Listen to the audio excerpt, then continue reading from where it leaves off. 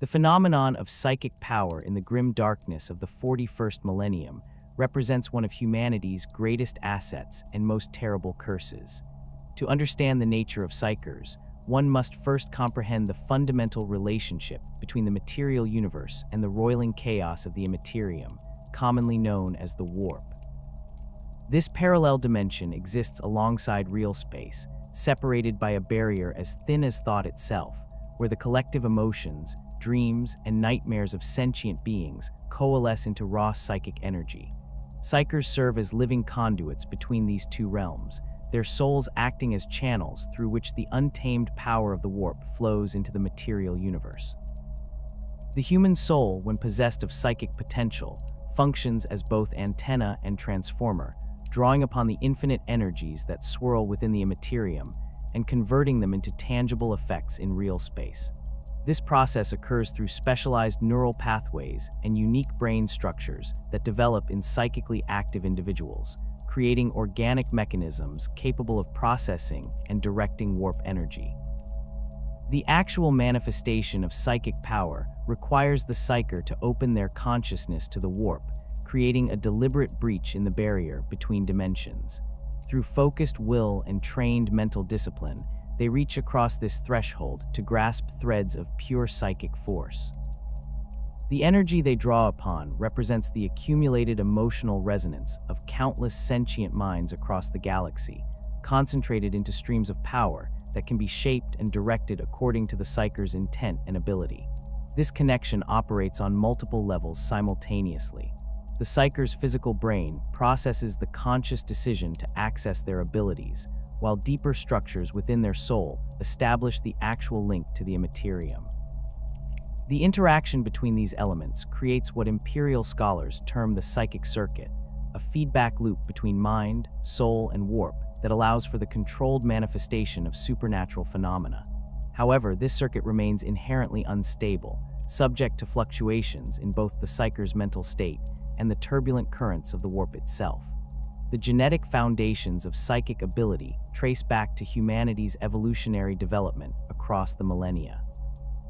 Psychic mutation represents a natural progression in human evolution, driven by the species' increasing exposure to warp energies as civilization expanded across the galaxy.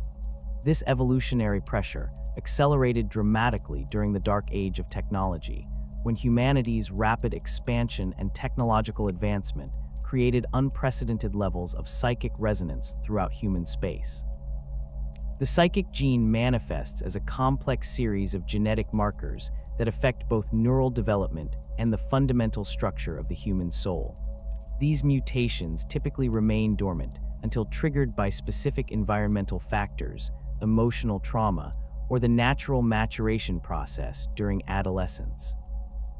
The activation of psychic potential often occurs suddenly and violently, with the newly awakened Psyker experiencing an overwhelming flood of sensory input from the warp that can drive them to madness or death if not properly managed. Genetic analysis conducted by the Adeptus Mechanicus has identified multiple chromosomal variations associated with psychic ability, though the exact mechanisms remain poorly understood even by the most learned tech priests. The inheritance patterns follow complex rules that defy simple genetic models, suggesting that psychic potential involves factors beyond conventional DNA sequences. Environmental influences during fetal development, exposure to warp phenomena, and even the psychic resonance of the parents all contribute to determining whether a child will manifest psychic abilities. The distribution of psychic genes throughout human populations varies significantly across different worlds and sectors. Planets with histories of warp storm activity or proximity to psychically active phenomena tend to produce higher percentages of Psykers among their populations. Conversely, worlds that have remained isolated from major warp disturbances often maintain lower baseline rates of psychic mutation, though no human population remains entirely free from the potential for psychic awakening.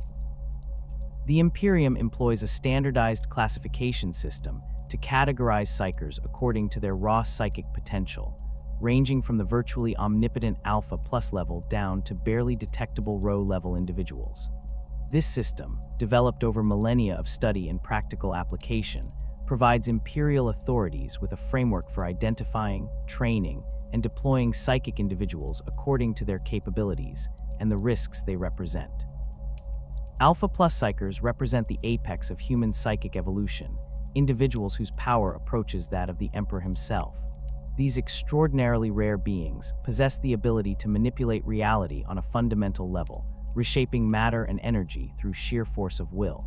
The Imperium maintains strict protocols for dealing with Alpha Plus Psykers, as their abilities make them both invaluable assets and existential threats to human civilization.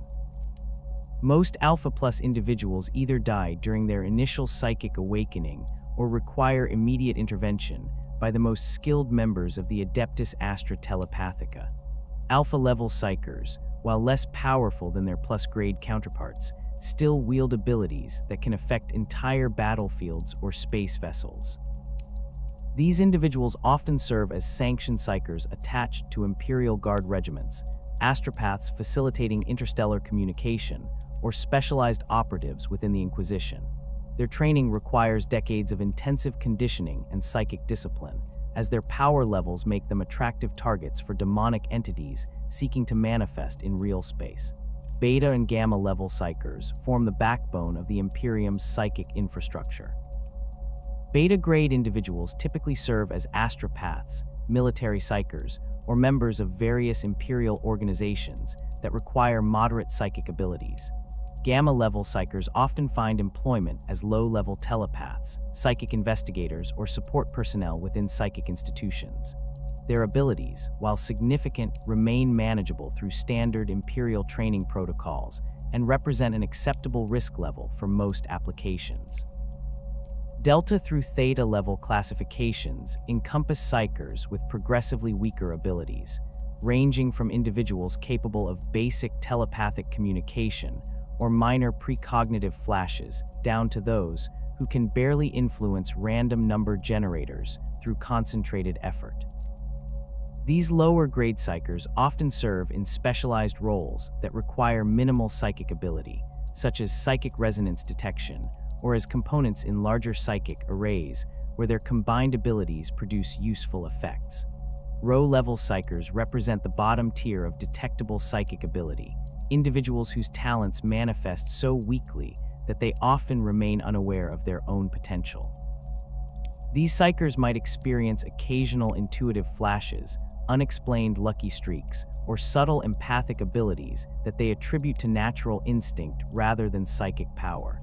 While generally harmless, even Rho-level Psykers can become dangerous under extreme circumstances or if their abilities suddenly strengthen due to external influences. The fundamental dangers inherent in psychic power stem from the chaotic nature of the warp itself and the constant threat it poses to the material universe. Every use of psychic ability creates a momentary breach in the barriers between dimensions, allowing the malevolent entities that inhabit the Imperium to sense and potentially exploit these openings. The greater the psychic power employed, the larger and more noticeable the breach becomes, increasing the likelihood of attracting unwanted attention from the denizens of the warp. Demonic possession represents the most immediate and catastrophic risk faced by any Psyker. The moment a Psyker opens their mind to the warp, they become vulnerable to invasion by demonic entities seeking to escape their prison dimension and wreak havoc in real space. These creatures of pure malevolence can overwhelm an unprepared or inadequately trained Psyker within seconds, seizing control of their body and using it as a vessel for their own twisted purposes. The possessed individual becomes a demon host, retaining their original psychic abilities while gaining access to the supernatural powers of their demonic inhabitant. The process of demonic possession typically begins with subtle influence, as the demon attempts to weaken the Psyker's mental defenses through fear, doubt, or temptation. Skilled demons may spend considerable time studying their target, learning their weaknesses and desires before making their final assault.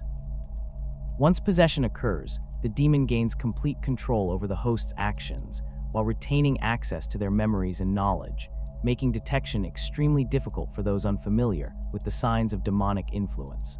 Psychic backlash represents another constant threat to Psykers attempting to channel warp energy. This phenomenon occurs when the forces being manipulated exceed the Psyker's ability to control them, causing the power to revert back through the psychic circuit with devastating effects. Minor backlash might result in severe headaches, temporary blindness, or brief periods of unconsciousness. More serious incidents can cause permanent brain damage, psychic blindness, or even death as the uncontrolled energy burns out the neural pathways responsible for psychic ability. The severity of psychic backlash correlates directly with the amount of power being channeled and the Psyker's level of training and natural ability. Inexperienced Psykers attempting to use abilities beyond their current skill level face the highest risk of backlash, while even master-level Psykers can suffer severe consequences when pushed beyond their limits by desperate circumstances or external pressures. The creation of warp rifts represents perhaps the most catastrophic potential consequence of uncontrolled psychic activity.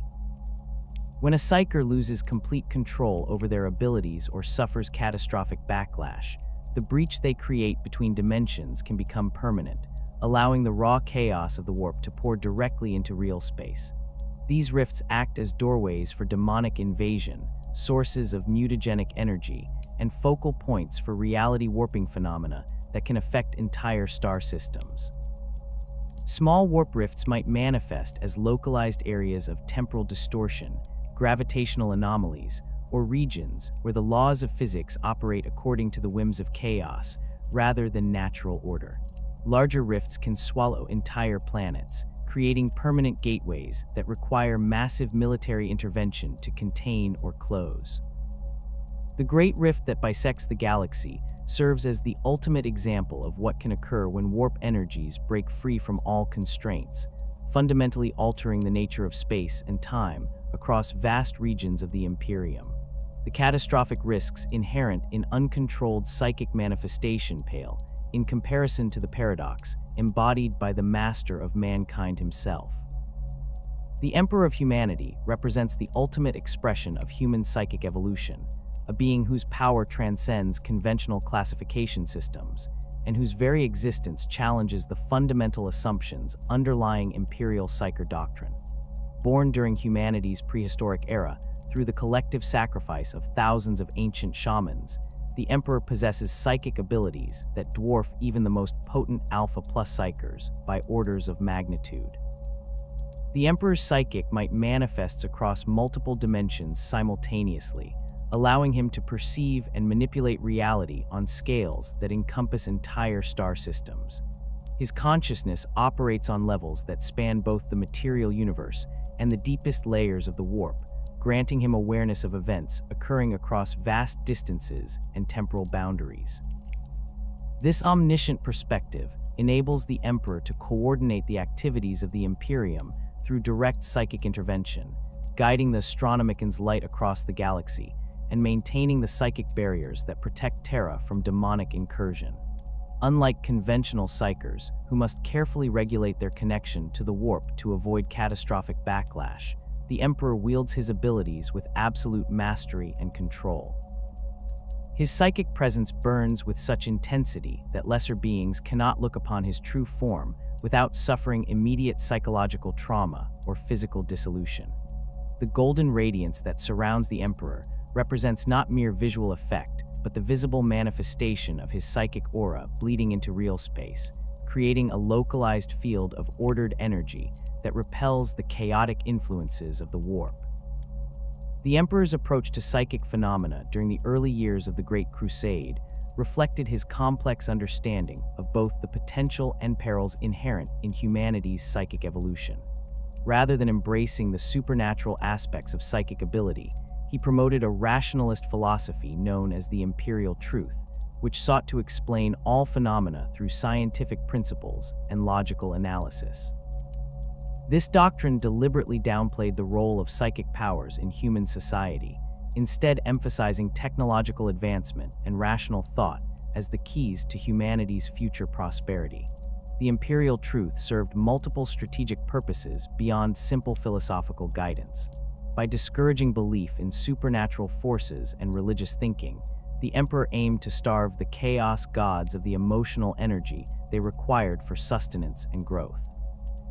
The doctrine also provided a framework for integrating the diverse human cultures encountered during the Great Crusade, offering a unifying set of principles that transcended local traditions and superstitions. Despite his public advocacy for rationalist principles, the Emperor privately understood the necessity of psychic power for humanity's survival and expansion across the galaxy. The Astronomicon required constant psychic energy to maintain its guiding light, while interstellar communication depended entirely on astropathic networks that relied on trained telepaths. The Emperor's own Primarch sons possessed varying degrees of psychic ability, with some like Magnus, the Red displaying powers that rivaled those of the Emperor himself. This fundamental contradiction between public doctrine and practical necessity created tension within the imperial hierarchy from the earliest days of the Great Crusade. Military commanders witnessed the devastating effectiveness of psychic warfare firsthand, while scholars and tech adepts struggled to reconcile the undeniable reality of psychic phenomena with the rationalist principles they were expected to uphold. The growing number of Psykers born throughout human space made the issue increasingly difficult to ignore or suppress through official doctrine alone. The debate over psychic powers reached its climax during the Council of Nicaea, convened by the Emperor in the early decades of the 31st millennium to address the growing controversy surrounding the use of psychic abilities within the Space Marine legions. The council brought together representatives from across the Imperium, including primarchs, senior military commanders, remembrancers, and other influential figures to debate the proper role of psychic power in imperial society. Magnus, the Red of the Thousand Suns Legion, emerged as the primary advocate for the unrestricted development and use of psychic abilities. The Crimson King argued passionately that psychic power represented humanity's natural evolutionary destiny, and that attempts to suppress or limit its development would ultimately prove both futile and counterproductive. Magnus presented extensive evidence of the beneficial applications of psychic ability, citing examples of battlefield prescience saving countless lives, telepathic communication preventing strategic disasters, and psychic healing techniques that surpassed conventional medical treatment. The Primarch of Prospero emphasized the scientific approach his legion had developed towards psychic phenomena, describing the careful research and systematic classification of psychic disciplines that the Thousand Suns had pioneered. Magnus argued that proper education and training could eliminate the dangers associated with psychic power, transforming what many viewed as a chaotic and unpredictable force into a reliable tool for imperial expansion and defense. Standing in opposition to Magnus were several primarchs who viewed psychic powers with deep suspicion and concern. Mortarion of the Death Guard spoke eloquently about the corrupting influence he had witnessed psychic power exert on those who wielded it, describing how even well-intentioned Psykers could become conduits for malevolent forces beyond their understanding or control. The Pale King's arguments carried particular weight due to his personal experiences with psychic tyrants during his youth on Barbaros, where he had witnessed firsthand the devastation that uncontrolled psychic ability could inflict upon innocent populations. Leman Russ of the Space Wolves added his voice to the opposition, though his concerns focused more on the practical dangers of psychic warfare than philosophical objections to supernatural power. The Wolf King argued that Psykers represented unacceptable security risks in military operations, capable of betraying their comrades through mental manipulation or serving as unwitting conduits for enemy infiltration. Russ emphasized the importance of maintaining clear chains of command and reliable communication networks that could not be compromised by psychic interference or demonic influence. The debates continued for days, with each side presenting compelling arguments supported by extensive evidence and personal testimony.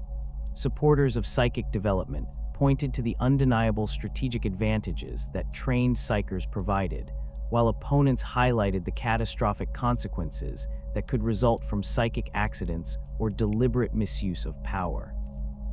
The council heard testimony from military commanders who had witnessed psychic warriors single-handedly turn the tide of crucial battles, as well as survivors of incidents where uncontrolled psychic manifestations had devastated entire regiments or settlements. Throughout the proceedings, the emperor listened carefully to all arguments while maintaining his characteristic inscrutability regarding his final decision. His interventions in the debates were minimal but pointed, asking specific questions that forced speakers to examine the logical foundations of their positions and consider implications they might have overlooked. The Master of Mankind's presence dominated the council chamber, his psychic aura creating an atmosphere of heightened awareness and intellectual clarity that elevated the quality of discourse beyond normal human limitations. The Emperor's final edict reflected his pragmatic approach to the complex issues surrounding psychic power within the Imperium. Rather than completely banning or unreservedly endorsing psychic abilities, he established a framework of strict regulations and oversight mechanisms designed to maximize the benefits while minimizing the risks. The Edict of Nicaea prohibited the Space Marine legions from maintaining dedicated librarian departments or conducting independent psychic research, while simultaneously preserving the right of the Emperor and his designated representatives to employ psychic abilities as they deemed necessary. Under the new regulations, all psychic activity within the Imperial military would be subject to direct oversight by specially trained personnel answerable to the Emperor himself.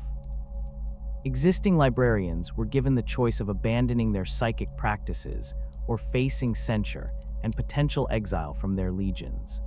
The edict established clear protocols for identifying and managing psychic individuals within Imperial forces, while maintaining the essential psychic infrastructure required for interstellar communication and navigation. The aftermath of Nicaea created significant disruption within several Space Marine legions, particularly those that had developed extensive psychic traditions and capabilities.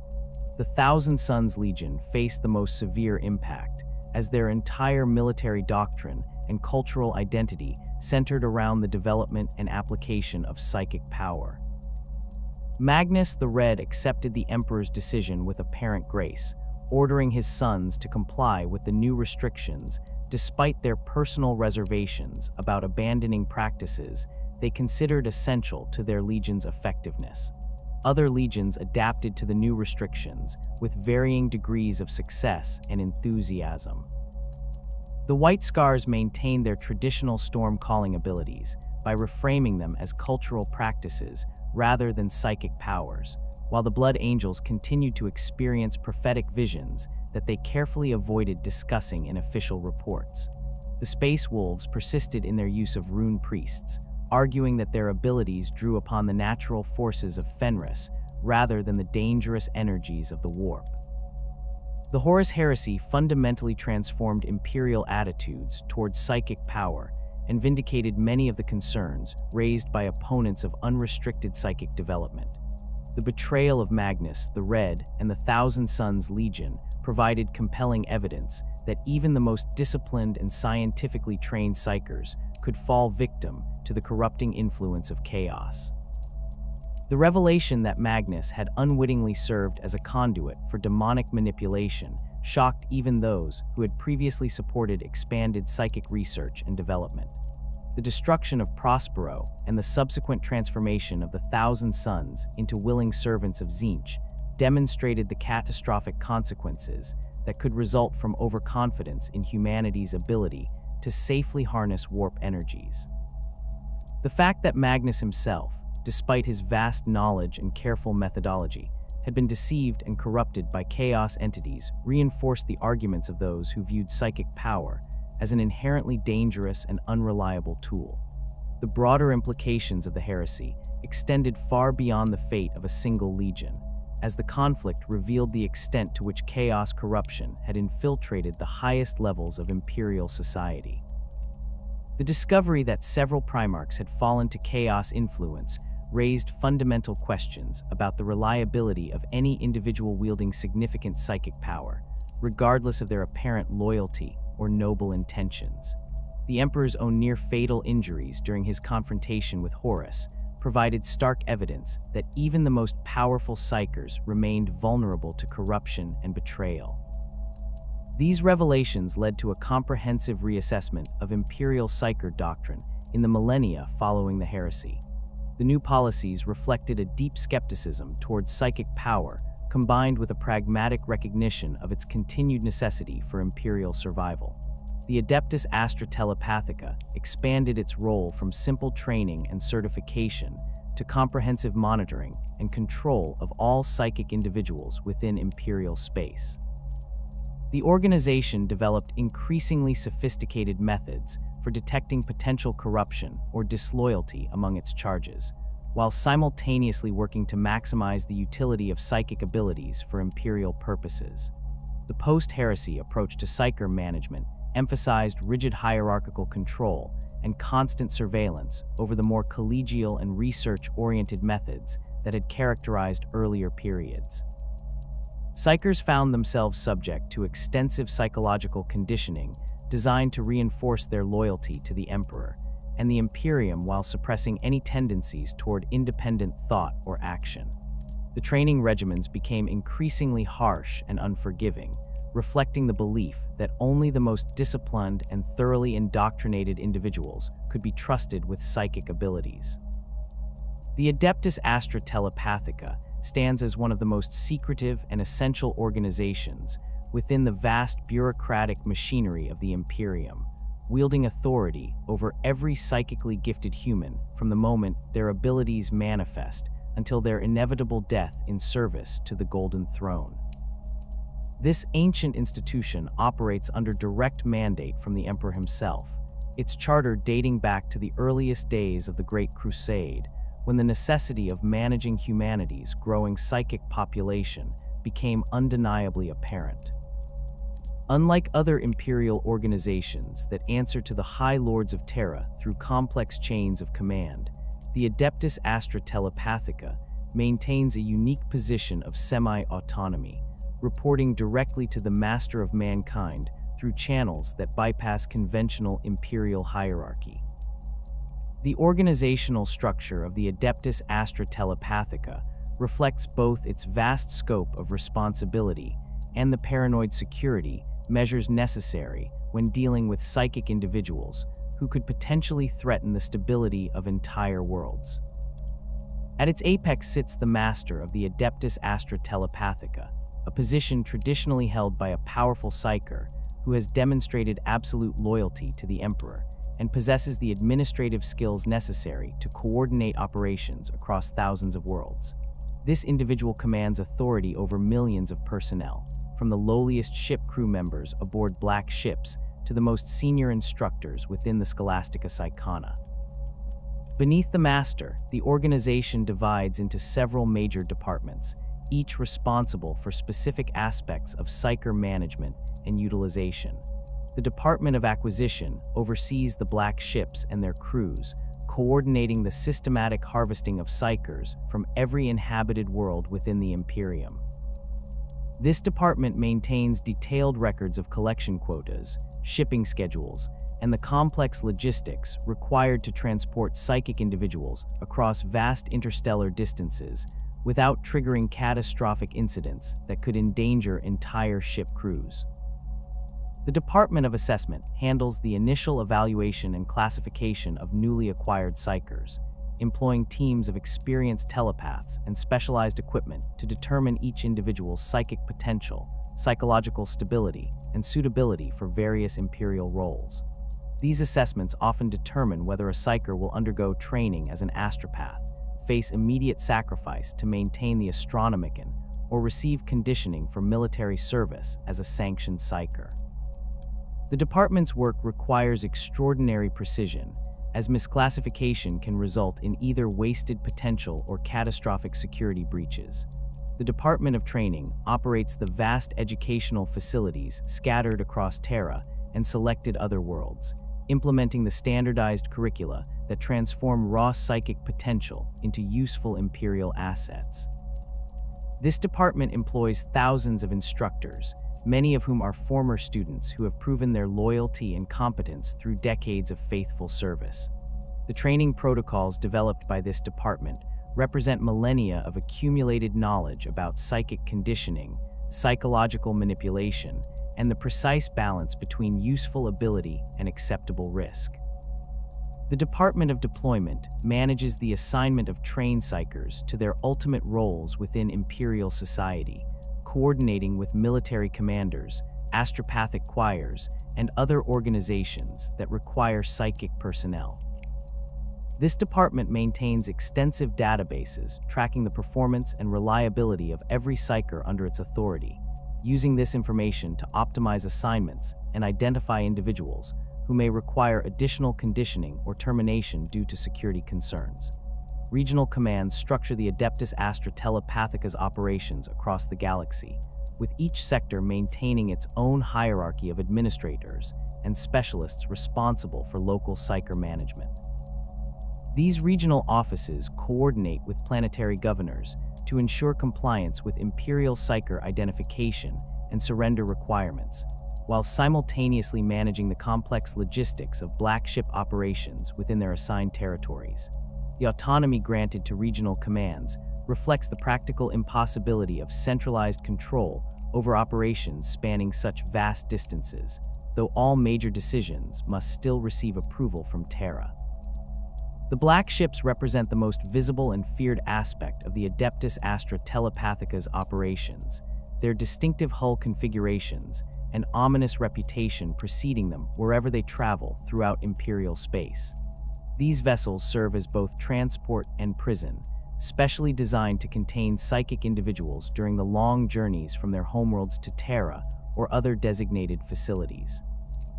The ships themselves incorporate extensive psychic dampening technology, including null field generators, specialized hull materials that resist warp incursion, and compartmentalized holding areas designed to prevent psychic communication between prisoners. Each black ship operates under the command of a specially trained captain who possesses at least rudimentary psychic abilities, allowing them to detect potential problems among their cargo before they escalate into ship-threatening incidents. The crew includes teams of armed guards equipped with specialized weapons designed to neutralize psychic threats, medical personnel trained in treating psychic-related injuries and conditions, and administrative staff responsible for maintaining detailed records of every individual transported. Many crew members undergo partial memory conditioning to prevent them from developing excessive sympathy for their charges, as emotional attachment to Psykers can compromise the ruthless efficiency required for successful operations. The selection criteria employed by black ship crews reflect centuries of refinement based on practical experience and tragic failures. Priority targets include individuals who have demonstrated uncontrolled psychic manifestations, those identified through systematic testing programs, and anyone reported by local authorities or fellow citizens for suspicious behavior that might indicate psychic ability. The crews maintain extensive databases of genetic markers associated with psychic potential, allowing them to identify entire family lines that may require monitoring or immediate collection. Local Imperial authorities bear responsibility for conducting preliminary screenings and identifying potential Psykers within their populations, though the effectiveness of these programs varies dramatically between different worlds and administrative regions. Civilized worlds typically maintain sophisticated testing protocols that can identify psychic potential before it manifests, while feral or feudal worlds often rely on crude methods that only detect Psykers after they have already demonstrated dangerous abilities. Hive worlds present particular challenges due to their massive populations and chaotic social structures, requiring specialized collection teams trained in urban warfare and crowd control. The transportation methods employed by black ships prioritize security and containment over passenger comfort or survival rates. Psykers travel in individual cells equipped with psychic dampening fields, neural inhibitors, and life support systems calibrated to maintain basic biological functions while preventing any possibility of psychic activity. The cells themselves are constructed from specialized materials that resist both physical damage and psychic manipulation, with multiple redundant systems, ensuring that failure of any single component cannot compromise overall security. Feeding and medical care during transport follow strict protocols designed to maintain the Psyker's physical health while preventing any opportunity for escape or rebellion.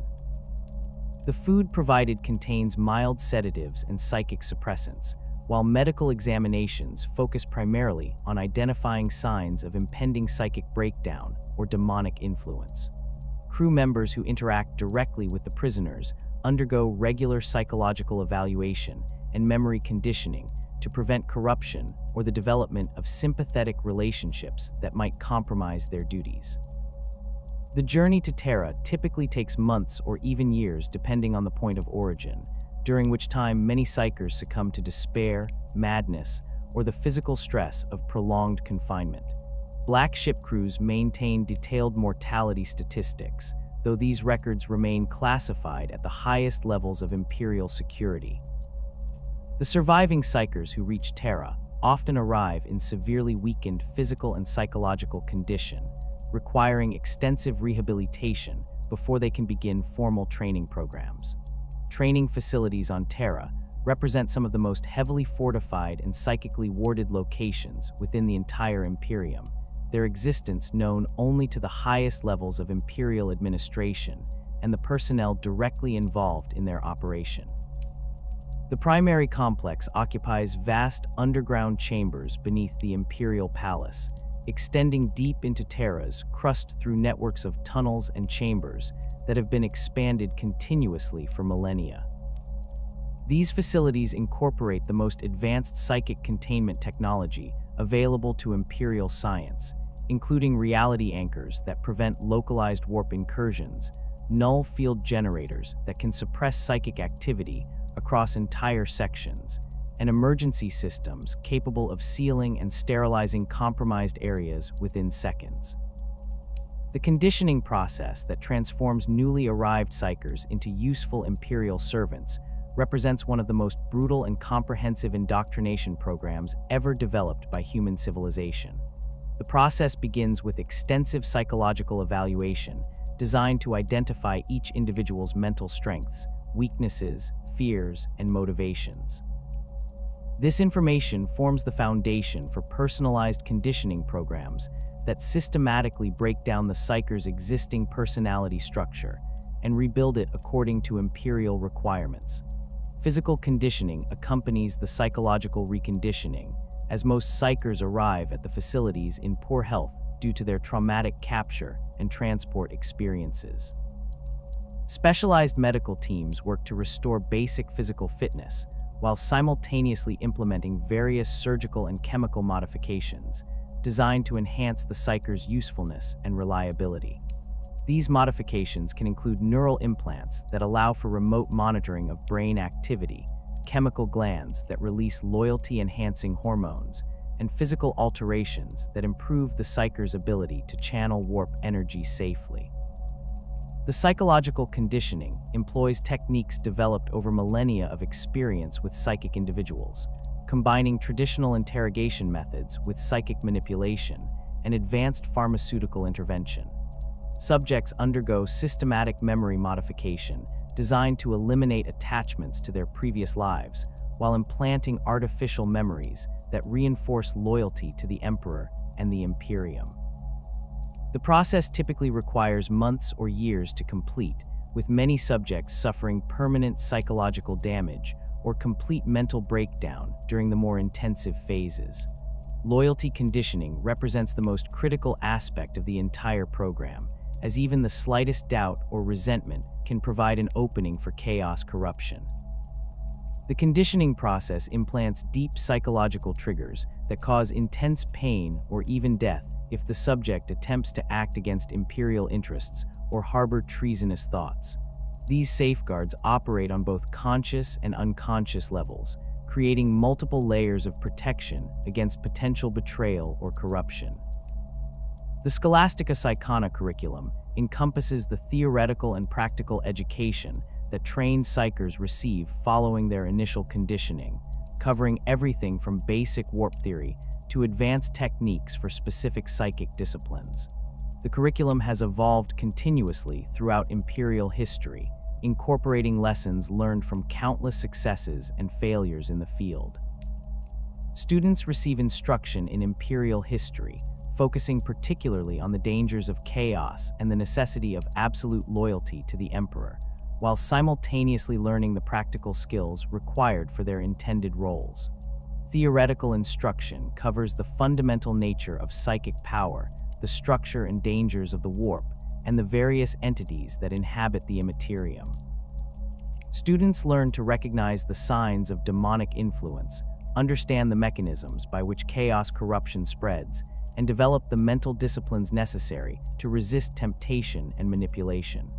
This education includes extensive study of historical incidents where Psykers have fallen to chaos, providing concrete examples of the consequences that await those who fail to maintain proper vigilance and discipline. Practical training varies significantly depending on the student's intended specialization, though all Psykers receive basic instruction in psychic defense, warp navigation principles, and emergency containment procedures. Students learn to establish and maintain psychic shields, detect hostile psychic activity, and coordinate their abilities with other Psykers in team environments. The training emphasizes precision and control over raw power, teaching students to accomplish specific tasks with minimal risk rather than attempting to maximize their psychic output. Astropathic specialization represents one of the most demanding and prestigious tracks within the Scholastica Psychana, preparing students for careers in interstellar communication that will span decades or centuries of faithful service.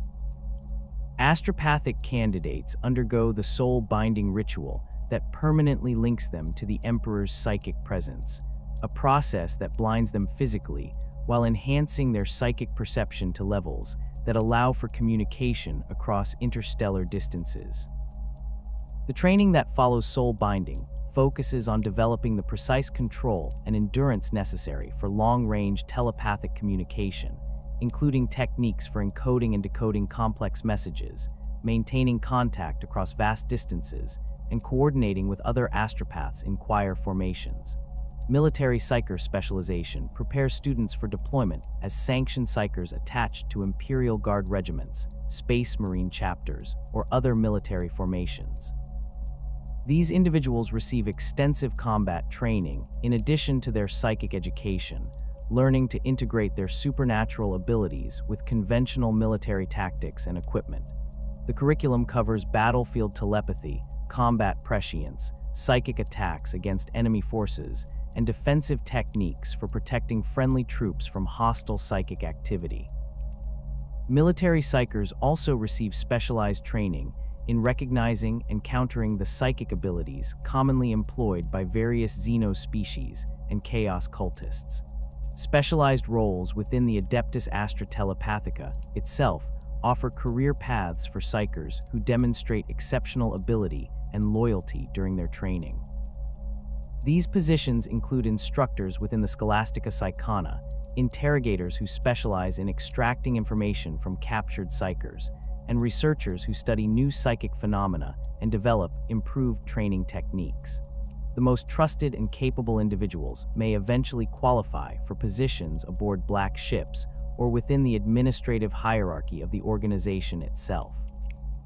The assessment and selection process for different specializations relies on comprehensive evaluation of each student's psychic potential, psychological profile, and demonstrated reliability during training.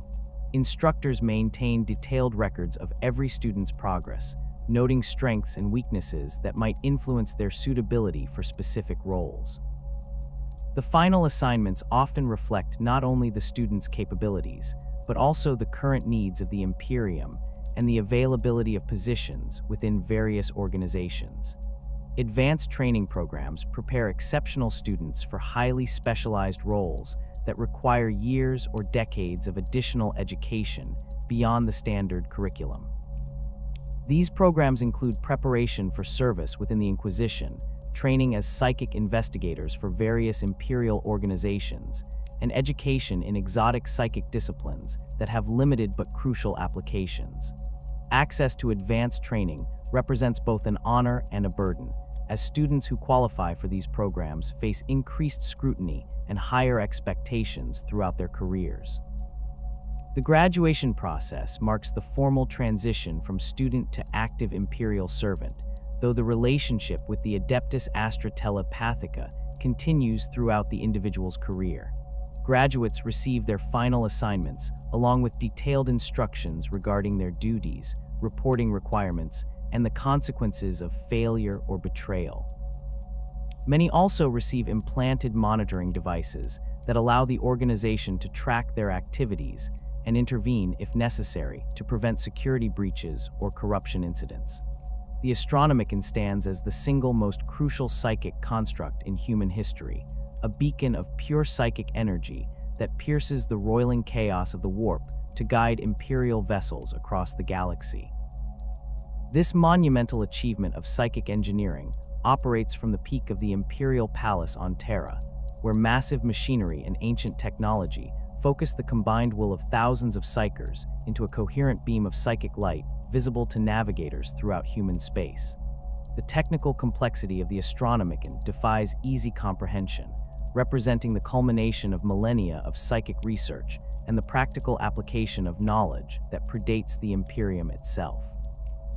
The physical infrastructure supporting the Astronomicon extends deep beneath the Imperial Palace through a network of chambers, conduits, and machinery that has grown organically over 10,000 years of continuous operation and expansion. The primary focusing chamber occupies a vast spherical space carved from the living rock of Terra's crust, its walls lined with crystalline matrices that amplify and direct psychic energy according to principles that remain poorly understood even by the most learned tech priests of the Adeptus Mechanicus. These crystals, many of which date back to the dark age of technology, resonate with specific frequencies of psychic energy while filtering out the chaotic interference that would otherwise corrupt the beacon's signal. Massive psychic amplifiers ring the focusing chamber, their Baroque designs incorporating both technological components and organic elements that blur the line between machine and living tissue. These devices draw power from Terra's geothermal systems, while simultaneously channeling the life force of the Psykers who fuel the Astronomicon, creating a feedback loop that transforms raw human souls into refined psychic energy. The amplifiers themselves require constant maintenance by specially trained tech priests who possess both mechanical expertise and sufficient psychic sensitivity to detect malfunctions before they can disrupt the beacon's operation. The choir chambers surround the central focusing array, providing housing and life support for the thousands of Psykers who dedicate their lives to maintaining the Astronomicon. These chambers operate under conditions of absolute sterility and security, with each Psyker occupying an individual pod that monitors their vital signs while channeling their psychic output into the greater construct. The pods themselves represent marvels of life support technology, maintaining their occupants in states of suspended animation, while their souls burn away to fuel the beacon's endless hunger for psychic energy. The selection process for Astronomicon Psykers draws from the same pool of individuals processed by the Adeptus Astartes, though only those who demonstrate specific combinations of psychic potential and psychological resilience qualify for this ultimate service to the Emperor. These Psykers typically possess beta or gamma level abilities, strong enough to contribute meaningfully to the beacon's power requirements while remaining manageable within the complex psychic matrix that governs the Astronomicon's operation. Higher-grade Psykers often prove too powerful for stable integration into the choir, while weaker individuals cannot sustain the energy output required for effective participation. The preparation process for Astronomicon service involves extensive conditioning beyond the standard Scholastica Psychona curriculum, focusing specifically on the mental disciplines required for collective psychic work and the psychological preparation necessary for willing self-sacrifice. Candidates undergo surgical modification to improve their compatibility with the life support systems, including the installation of neural interfaces that allow direct connection to the Astronomicon's control mechanisms.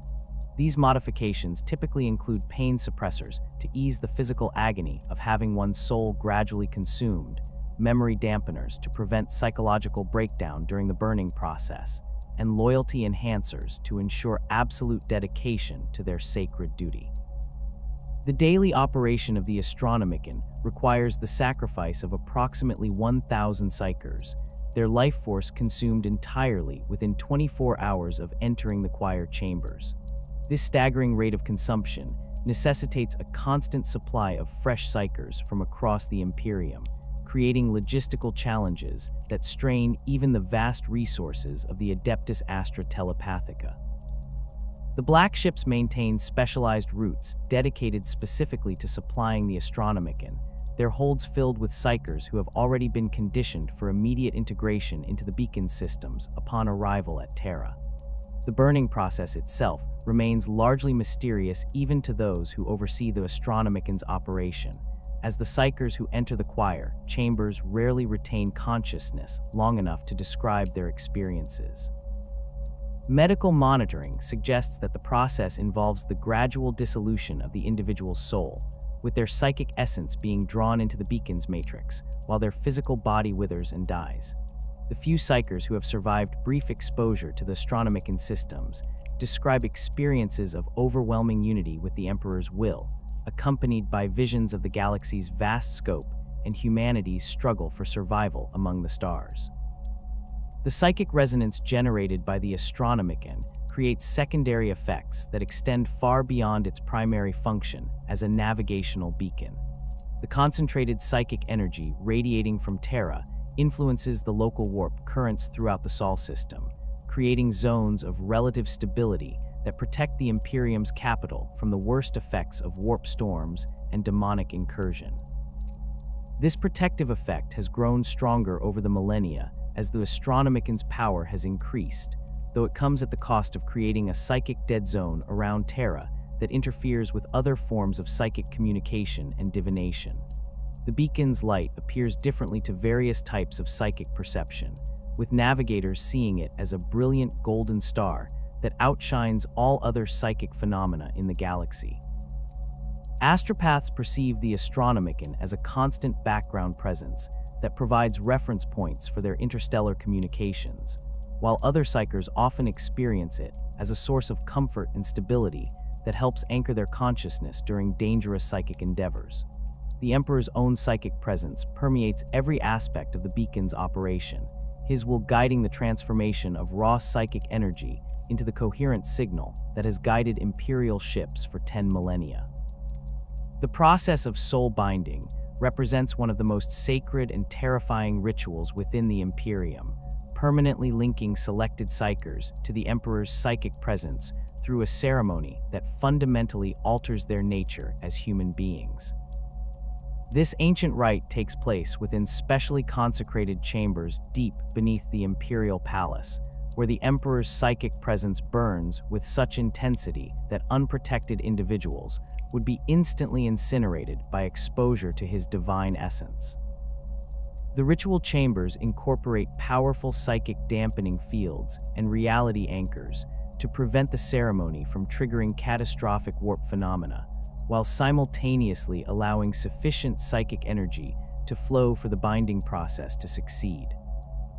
Candidates for soul binding undergo months of preparation before the actual ceremony, including intensive meditation training designed to strengthen their mental defenses and psychological conditioning, aimed at preparing them for the traumatic experience of direct contact with the Emperor's consciousness.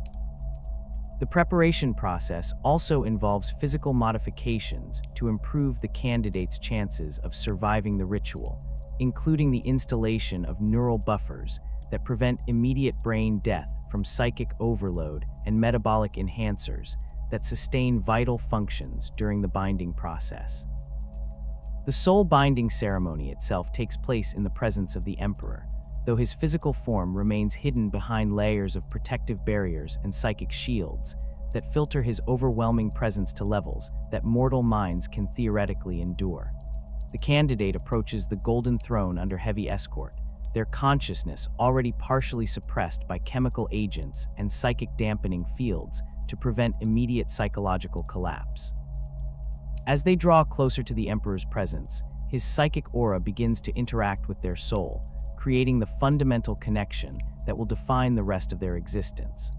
The moment of actual binding occurs when the Emperor's consciousness touches the candidate's soul directly, imprinting his psychic signature onto their very essence while simultaneously burning away portions of their individual identity.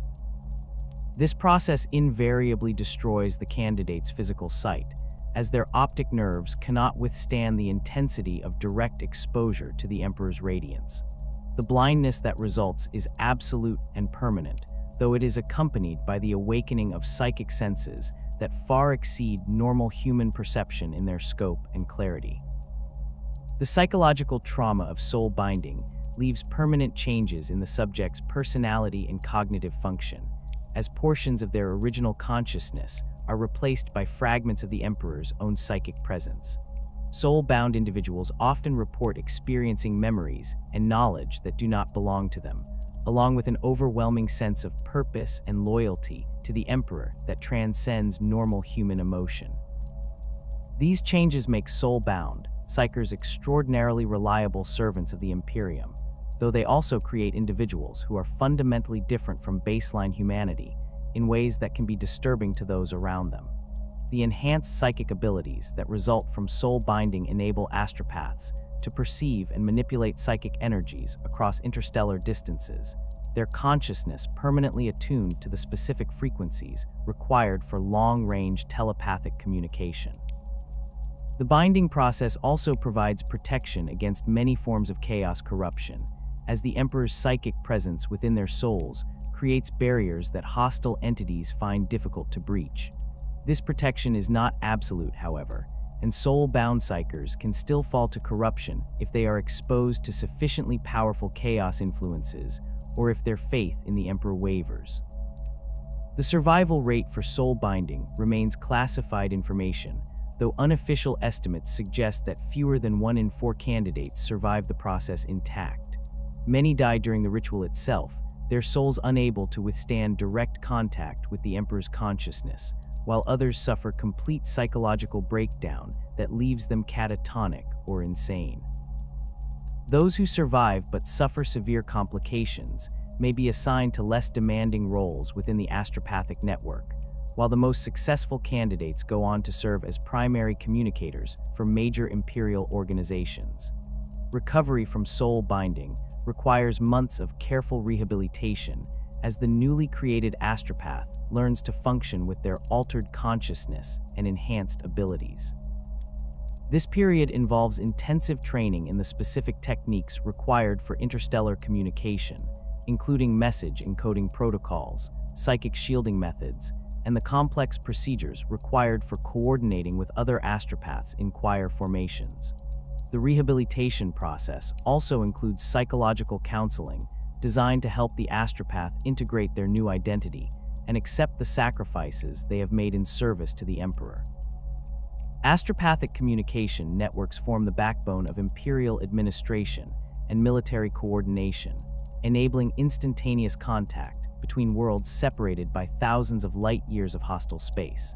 These networks operate through a complex hierarchy of communication nodes, with major hub worlds maintaining large astropathic choirs capable of handling high-volume message traffic, while smaller installations provide local coverage for individual systems or sectors. The network structure reflects both practical considerations about psychic range and signal strength, as well as strategic concerns about maintaining communication redundancy in case of enemy action or natural disasters. Primary communication hubs typically occupy fortified installations on heavily defended Imperial worlds, their locations chosen to maximize coverage while minimizing vulnerability to enemy attack. These facilities house dozens or hundreds of astropaths working in coordinated teams, their combined psychic output enabling communication across vast distances that would be impossible for individual telepaths to bridge. The hubs incorporate sophisticated psychic amplification equipment and reality anchors that stabilize local warp conditions, creating optimal environments for long-range telepathic contact. The encoding process for astropathic messages involves multiple layers of protection designed to prevent interception, corruption, or misinterpretation during transmission. Messages begin as conventional text or data, which trained cipher clerks convert into symbolic representations that can be transmitted telepathically without losing essential meaning. These symbols are then embedded within psychic constructs that include authentication codes, error-checking mechanisms, and protective wards designed to prevent tampering during transmission through the warp. Astropaths transmitting messages must first establish psychic contact with their intended recipients, a process that requires precise knowledge of the target's psychic signature and current location. This initial contact phase can take hours or even days when attempting to reach distant systems, as the transmitting astropath must navigate the chaotic currents of the warp while searching for the specific psychic resonance of their counterpart. The process becomes more difficult as distance increases, with communications beyond certain ranges requiring relay stations or choir formations to boost signal strength. The actual transmission of encoded messages occurs through direct psychic contact between the sending and receiving astropaths, with the information passing from one consciousness to another in the form of structured thought patterns and symbolic imagery. This process requires extraordinary concentration and mental discipline from both participants, as any lapse in focus can result in message corruption or complete transmission failure. The psychic strain of long-range communication often leaves astropaths exhausted for days after major transmissions, limiting the frequency with which they can attempt contact with distant locations. Transmission delays in astropathic communication vary dramatically depending on distance, local warp conditions, and the skill of the participating astropaths. Messages between nearby systems within the same sector might be transmitted and acknowledged within hours, while communications across the galaxy can take weeks or months to complete. Warp storms and other psychic disturbances can further delay or completely prevent message transmission, creating communication blackouts that can last for years in severely affected regions.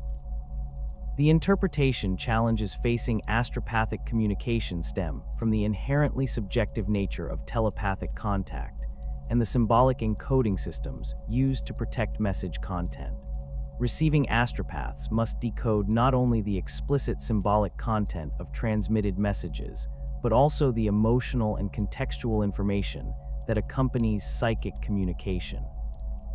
This process requires extensive training in both cipher techniques and psychological analysis, as misinterpretation of critical messages can have catastrophic consequences for Imperial operations. Message corruption represents a constant threat to astropathic communication, as the chaotic energies of the warp can alter or distort psychic transmissions during their passage between systems.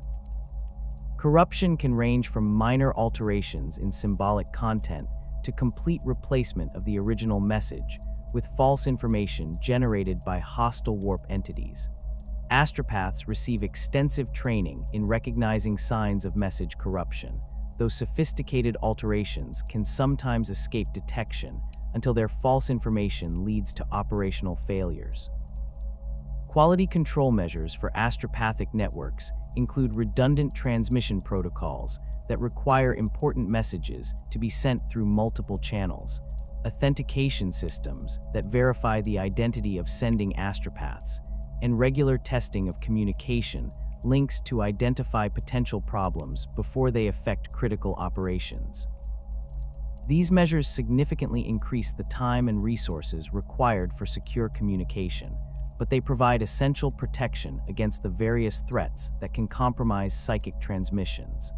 The role of navigators in warp travel creates a symbiotic relationship with the astropathic network, as both organizations depend on psychic abilities to enable interstellar travel and communication. Navigator houses maintain their own communication systems that complement and sometimes compete with official astropathic networks, though their primary focus remains on the specialized psychic abilities required for safe passage through the warp. The cooperation between Navigators and Astrospaths often determines the success or failure of major Imperial expeditions, as effective coordination between these two groups enables both safe travel and reliable communication with distant command authorities. The vital importance of both Navigators and Astrospaths to Imperial unity cannot be overstated, as the collapse of either system would effectively fragment the Imperium into isolated pocket empires, incapable of coordinating their activities or responding to major threats.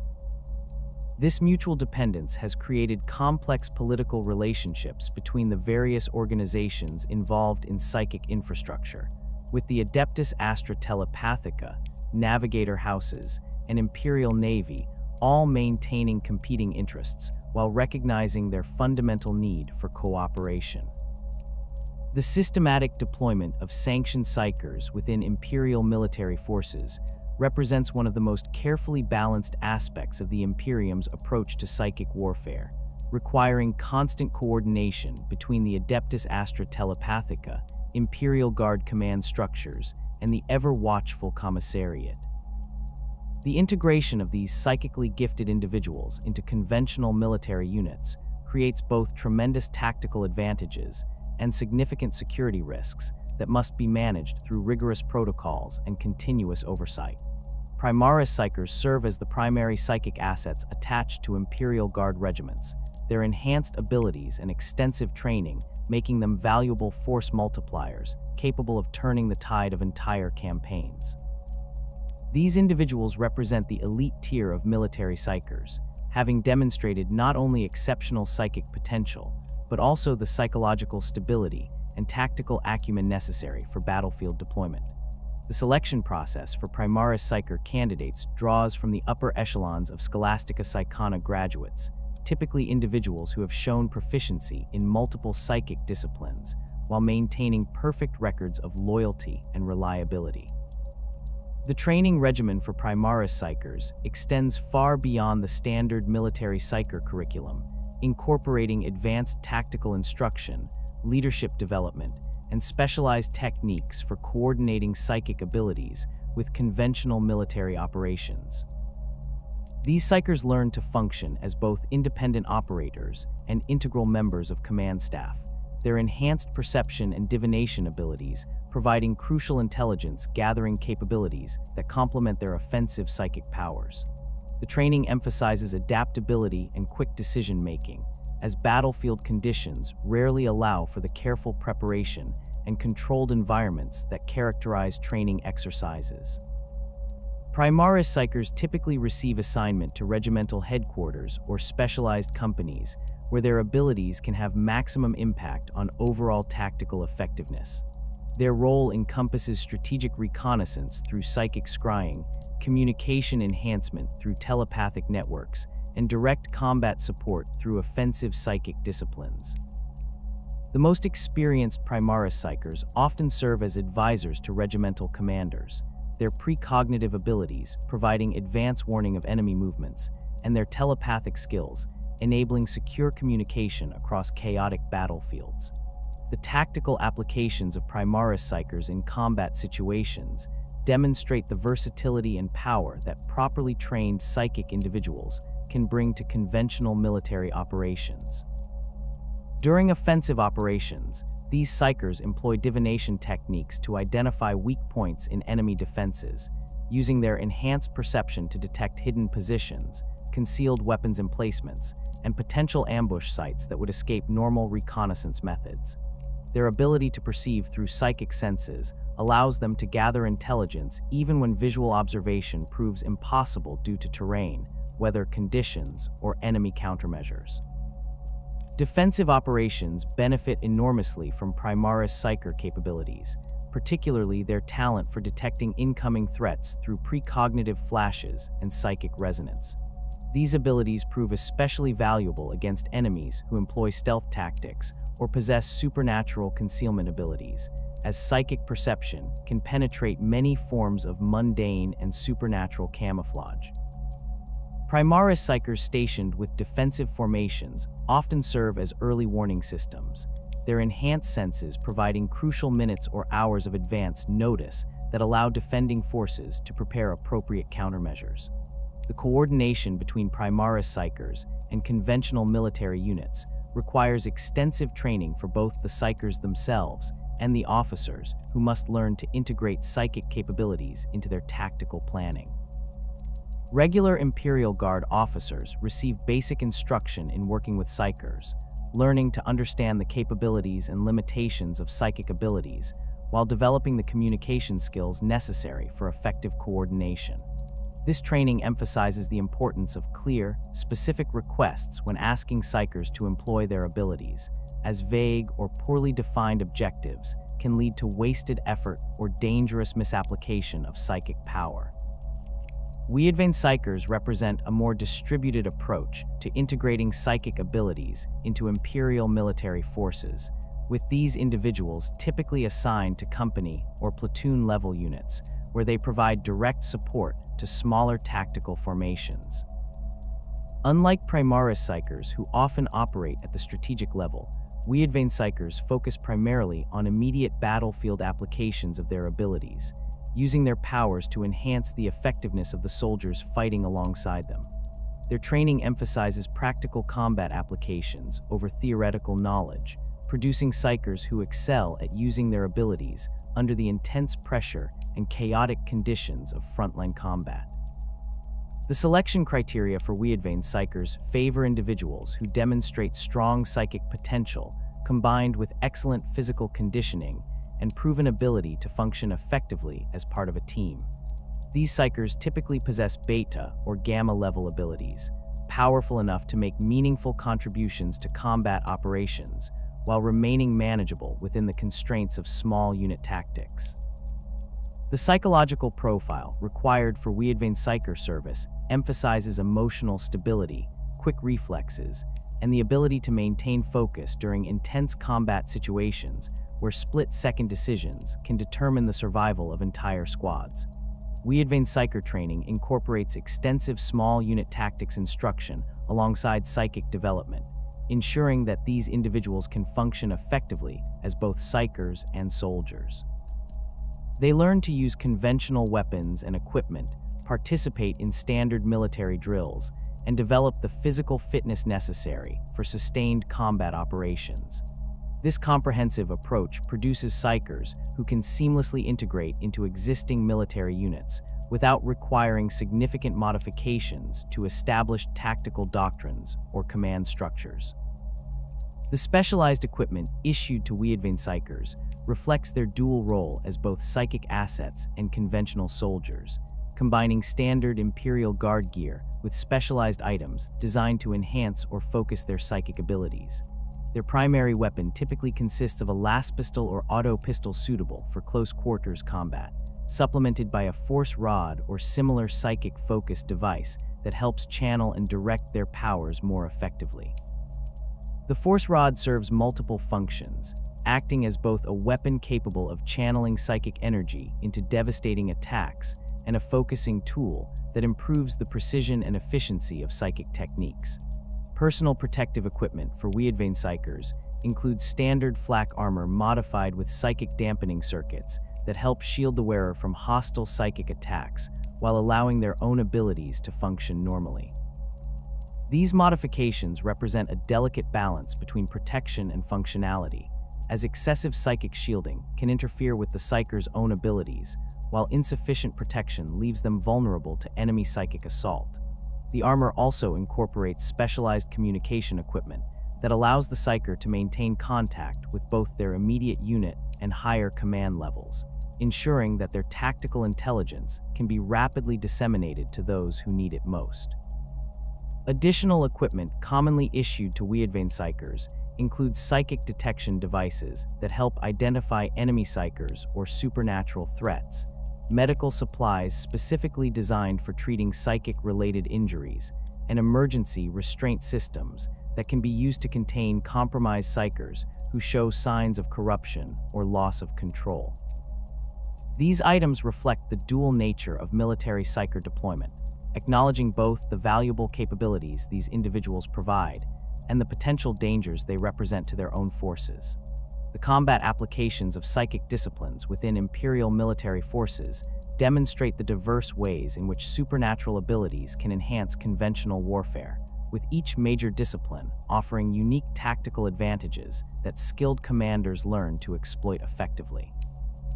Biomancy provides perhaps the most immediately practical benefits for military operations, as its focus on manipulating biological systems allows Psykers to heal wounded soldiers, enhance physical capabilities, and inflict devastating injuries on enemy forces. Military biomancers learn to accelerate natural healing processes, enabling critically wounded soldiers to return to combat effectiveness within hours rather than weeks of recovery time. The enhancement aspects of biomancy prove equally valuable in combat situations, as Psykers can temporarily boost the strength, speed, and endurance of friendly forces during crucial moments of battle. These enhancements often prove decisive in close combat situations, where small advantages in physical capability can determine the outcome of entire engagements. Skilled biomancers can coordinate their enhancements across multiple soldiers simultaneously, creating temporary elite units capable of accomplishing objectives that would normally require much larger forces or specialized equipment.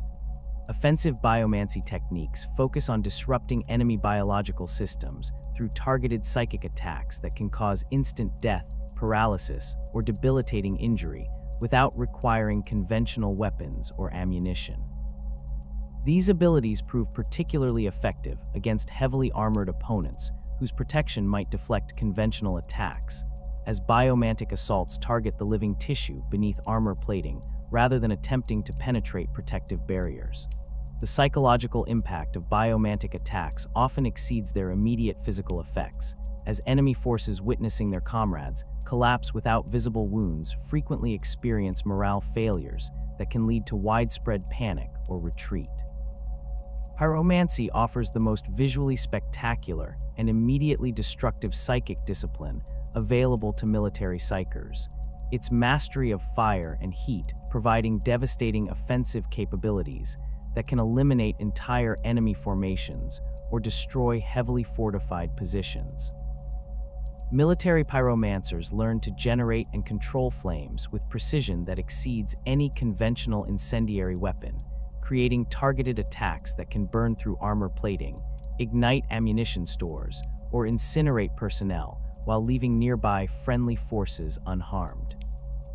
The versatility of pyromantic abilities allows skilled practitioners to adapt their techniques to specific tactical situations, from creating walls of flame that block enemy advances to generating intense heat that can melt through blast doors or vehicle armor. The area denial capabilities of pyromancy make it particularly valuable in defensive operations, as pyromancers can create barriers of flame that channel enemy movement into prepared killing zones or prevent hostile forces from accessing critical terrain features. These flame barriers require no physical materials or construction time, appearing instantly at the Psyker's command and persisting for extended periods with minimal effort to maintain. The psychological impact of pyromantic displays often proves as valuable as their direct destructive effects, as few enemies possess the courage to advance through walls of supernatural flame even when tactical necessity demands such action. Specialized pyromantic techniques developed for military applications include the ability to superheat metal objects from a distance, causing enemy weapons to become too hot to handle or triggering ammunition explosions within enemy formations. Advanced practitioners can generate plasma-like temperatures that rival those produced by the most sophisticated Imperial weapons, creating attacks capable of penetrating even the heaviest armor or destroying armored vehicles with single concentrated bursts. The precision possible with trained pyromancy allows Psykers to target specific components of enemy equipment, disabling vehicles by melting critical systems while leaving the overall structure intact for potential salvage or intelligence gathering. Telekinesis provides military Psykers with unparalleled battlefield mobility and tactical flexibility, its mastery of kinetic forces enabling everything from enhanced personal protection to devastating ranged attacks that require no conventional ammunition. Military telekines learn to manipulate objects across significant distances with precision that allows them to disarm enemies, redirect incoming projectiles, or position equipment and supplies in locations that would be impossible to reach through conventional means. The defensive applications of telekinesis prove particularly valuable in urban combat environments where debris and obstacles can be rapidly repositioned to create cover or block enemy movement routes. The offensive potential of telekinetic abilities encompasses both direct attacks using accelerated projectiles and indirect effects that can disable enemy equipment or personnel without causing permanent damage. Skilled telekines can accelerate small objects to velocities that rival conventional weapons, creating devastating attacks that use readily available materials rather than requiring specialized ammunition. These improvised projectiles often prove more effective than conventional weapons against certain types of armor or protective systems, as their unusual nature can bypass defensive measures designed to counter standard military threats. Advanced telekinetic techniques include the ability to manipulate multiple objects simultaneously, creating complex tactical effects that can influence entire battlefield sectors through coordinated application of kinetic force.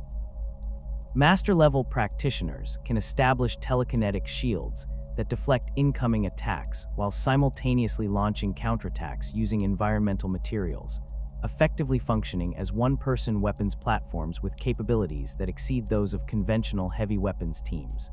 The versatility of telekinetic abilities allows creative tactical applications that can solve problems or exploit opportunities that would be impossible to address through conventional military methods. Telepathy offers perhaps the most strategically valuable psychic discipline for military applications, its mastery of mental communication and influence providing intelligence, gathering capabilities, and coordination advantages that can determine the outcome of entire campaigns.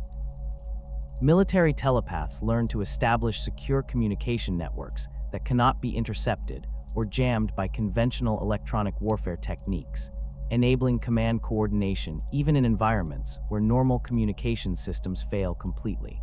These psychic communication networks can span significant distances and operate through physical barriers that would block radio transmissions, providing crucial tactical flexibility in complex operational environments.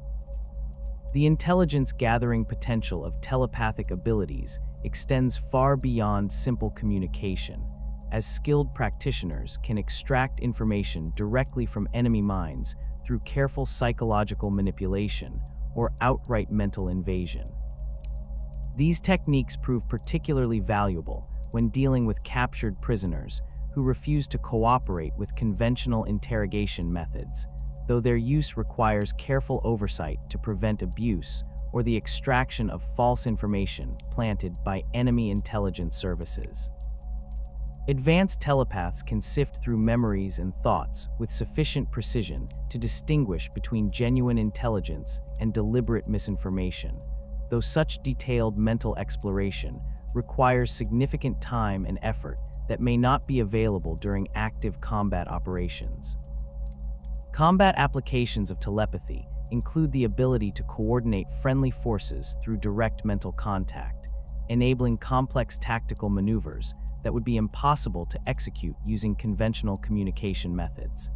Telepathic coordination allows units to operate with perfect timing and mutual awareness, creating tactical advantages that can overwhelm larger or better equipped enemy forces through superior coordination and information sharing.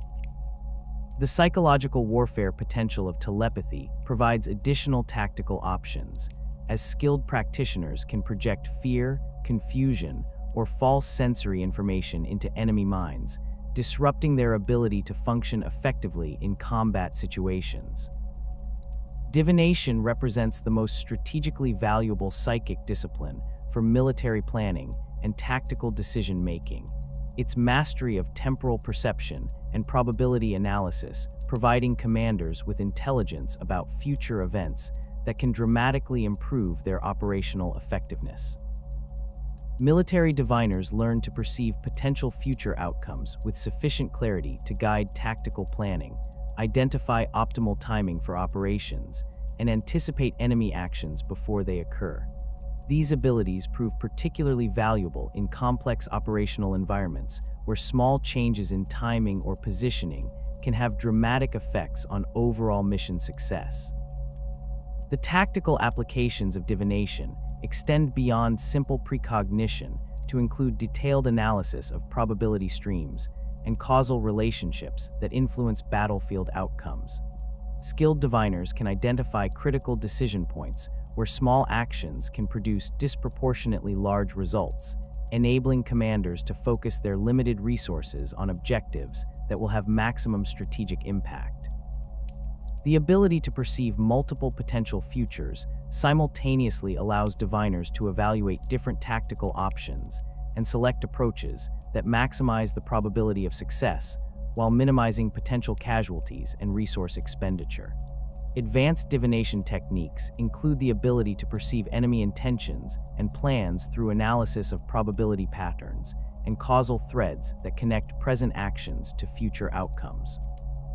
This capability enables military diviners to anticipate enemy strategies and prepare appropriate countermeasures before hostile forces can implement their plans, providing decisive advantages in strategic planning and operational preparation.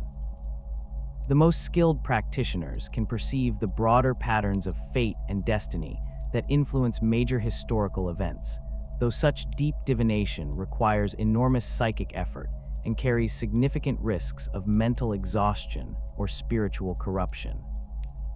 The Commissariat maintains strict oversight of all military Psykers through a comprehensive system of monitoring, evaluation, and enforcement that ensures these valuable but dangerous individuals remain loyal to the Imperium while maximizing their tactical effectiveness.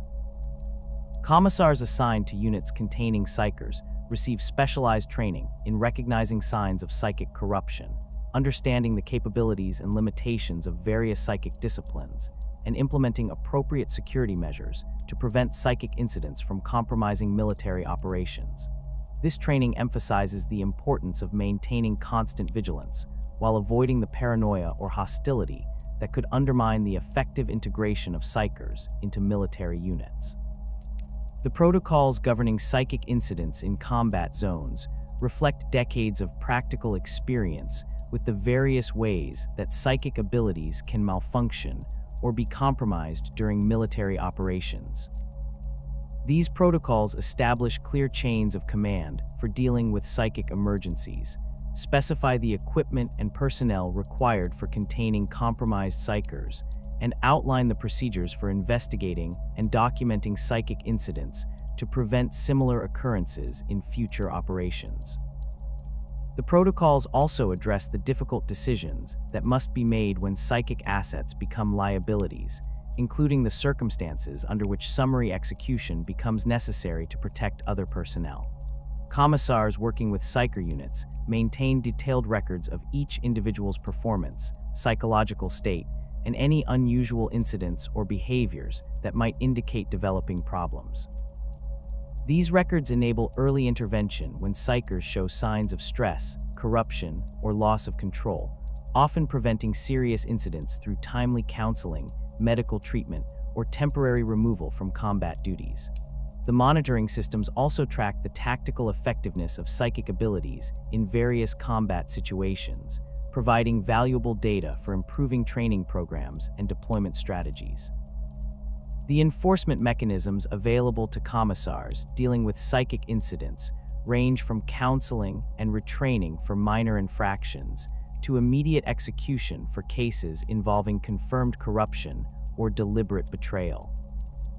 The authority to execute compromised Psykers without trial or appeal reflects the extreme dangers that corrupted psychic individuals can pose to entire military formations, though commissars receive extensive training in distinguishing between genuine threats and temporary psychological problems that can be addressed through less drastic measures. The psychological impact of these enforcement actions on other Psykers requires careful management to maintain morale and effectiveness, while demonstrating the serious consequences of failure or betrayal. The transformation of baseline human Psykers into Astartes Librarians represents one of the most complex and dangerous processes within the Imperium's psychic infrastructure, combining the already traumatic gene seed implantation procedures with the additional challenges of managing and enhancing psychic abilities.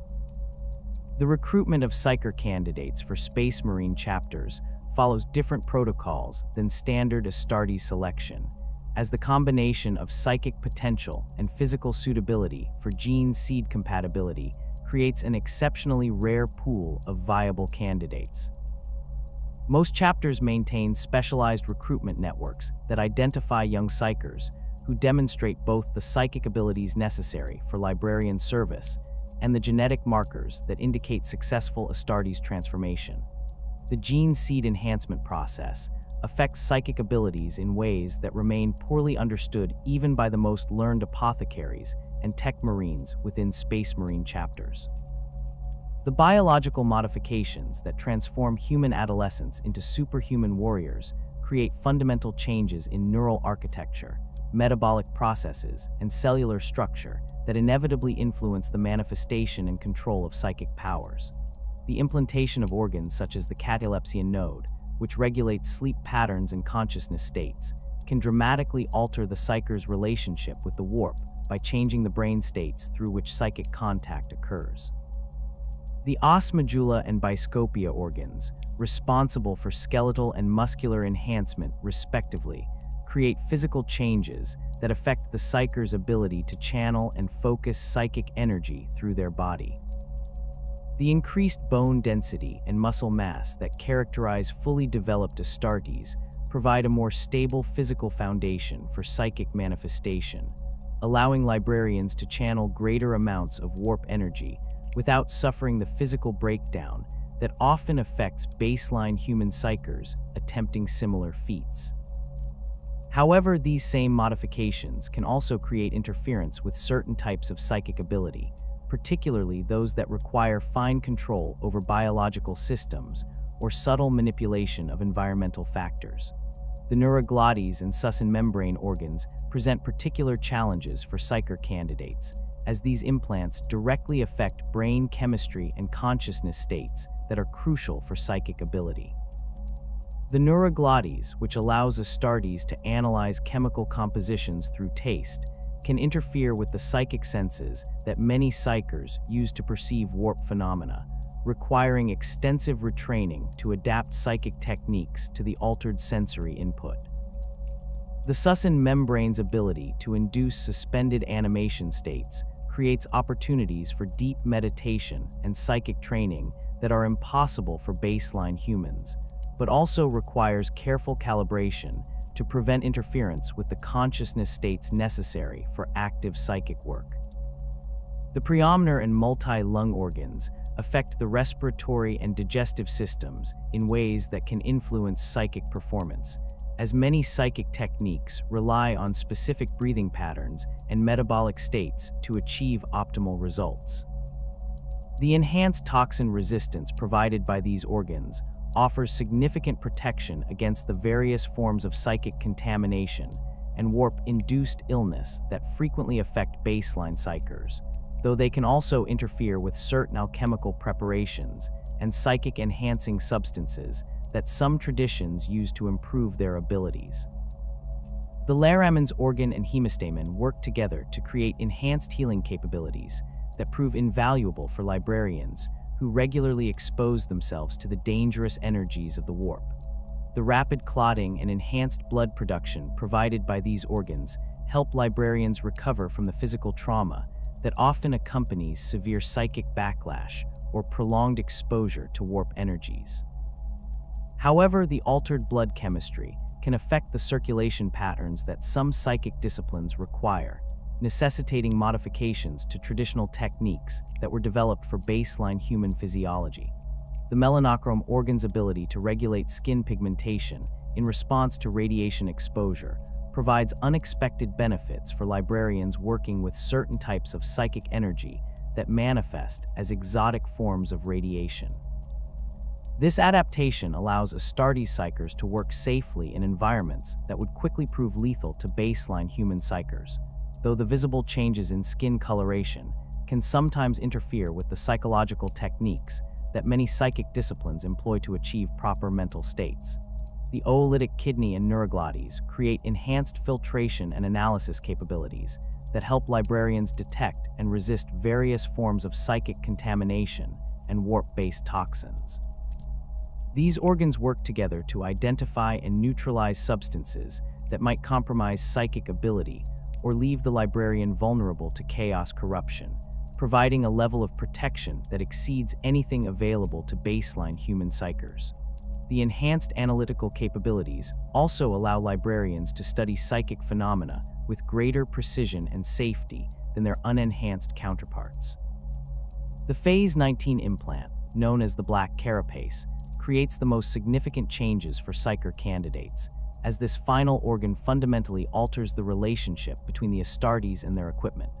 The neural interfaces created by the Black Carapace can be adapted to work with specialized psychic focusing equipment, creating direct mental links between the librarian and their force weapons or psychic hoods that dramatically improve both precision and power output. However, the implantation process for Psyker candidates requires extensive modifications to standard procedures, as the psychic energies present in the candidate system can interfere with the organ's integration and create dangerous feedback loops.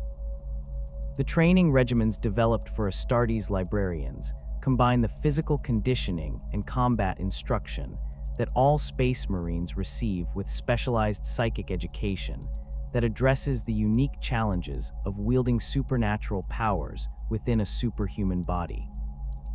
The initial phases of librarian training focus on helping newly enhanced Psykers adapt their abilities to their transformed physiology, learning to channel psychic energy through neural pathways that have been fundamentally altered by gene seed implantation.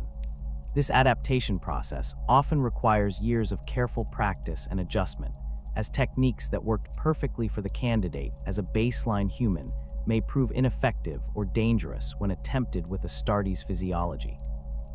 Combat training for librarians emphasizes the integration of psychic abilities with conventional Astartes warfare techniques, teaching these warrior scholars to function effectively as both Psykers and Space Marines in battlefield conditions. Unlike baseline human Psykers, who often require protection and support from conventional forces, librarians learn to operate independently in combat zones, using their enhanced physical capabilities to survive situations that would quickly overwhelm unaugmented Psykers.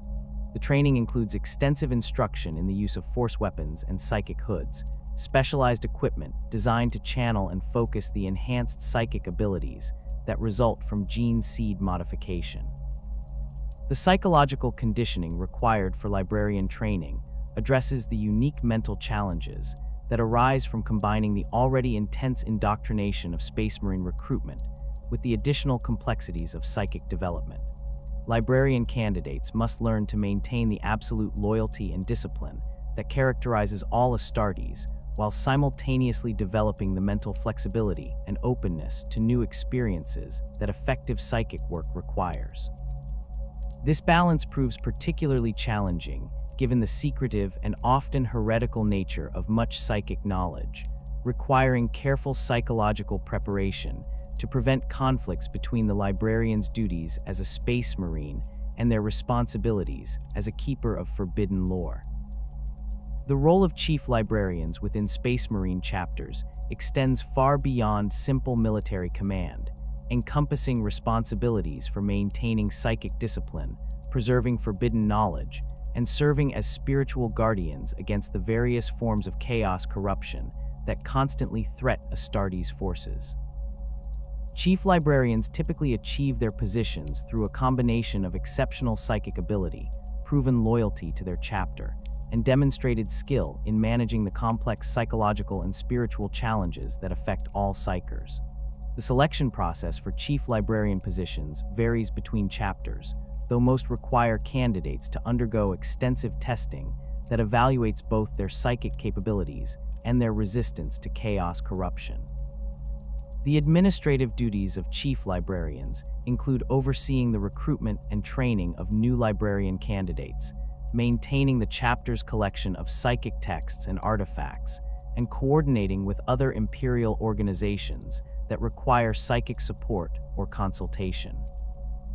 These responsibilities require chief librarians to maintain extensive networks of contacts within the Adeptus Astra Telepathica, Inquisition, and other Space Marine chapters, sharing information and resources while carefully protecting their own chapter's secrets and proprietary knowledge. The political aspects of these relationships often prove as challenging as the technical aspects, as different organizations frequently maintain competing interests and conflicting approaches to psychic matters. The disciplinary authority of chief librarians encompasses both the standard military discipline that applies to all Space Marines and the specialized oversight required for Psykers who wield dangerous supernatural powers.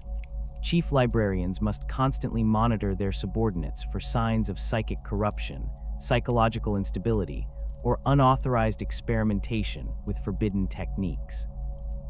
The disciplinary measures available to chief librarians range from additional training and counseling for minor infractions to complete mind wiping or execution for cases involving confirmed chaos corruption or deliberate betrayal of chapter secrets. The spiritual responsibilities of chief librarians involve maintaining the psychic wards and protective rituals that shield their chapters from supernatural threats, conducting ceremonies that strengthen the bonds between battle brothers, and serving as intermediaries between their chapters and the various spiritual forces that influence Space Marine operations. These duties often require chief librarians to work closely with chaplains and other spiritual leaders within their chapters, coordinating efforts to maintain morale and spiritual purity while addressing the unique challenges that arise from the presence of Psykers within Astartes forces. The variations in librarian traditions between different Space Marine chapters reflect the diverse origins, cultures, and combat doctrines that characterize the Adeptus Astartes, with each chapter developing specialized approaches to psychic warfare that complement their overall strategic philosophy. These variations extend beyond simple tactical preferences to encompass fundamental differences in how chapters view the nature of psychic power, the proper relationship between Psykers and their battle brothers, and the acceptable risks associated with wielding supernatural abilities in service to the Emperor. The Blood Angels chapter maintains one of the most complex and troubled relationships with psychic power due to the genetic flaws that affect all sons of Sanguinius, particularly the Black Rage that can transform even the most disciplined battle brothers into berserkers consumed by visions of their Primarch's death. Blood Angels librarians face the additional challenge of managing their own psychic abilities, while simultaneously helping their battle brothers resist the psychological pressures that lead to the Black Rage and Red Thirst. The chapter's librarians have developed specialized techniques for using their psychic abilities to calm and focus battle brothers who show signs of succumbing to their genetic curses, though these interventions often prove only temporarily effective. The prophetic abilities that many Blood Angels librarians develop allow them to perceive the onset of the Black Rage in their battle brothers, providing advance warning that enables the chapter to take appropriate measures to contain or channel the affected individuals. These visions often prove traumatic for the librarians themselves, as they must witness the inevitable fate that awaits many of their closest companions while remaining powerless to prevent the genetic destiny that Sanguinius's death curse has imposed upon his sons.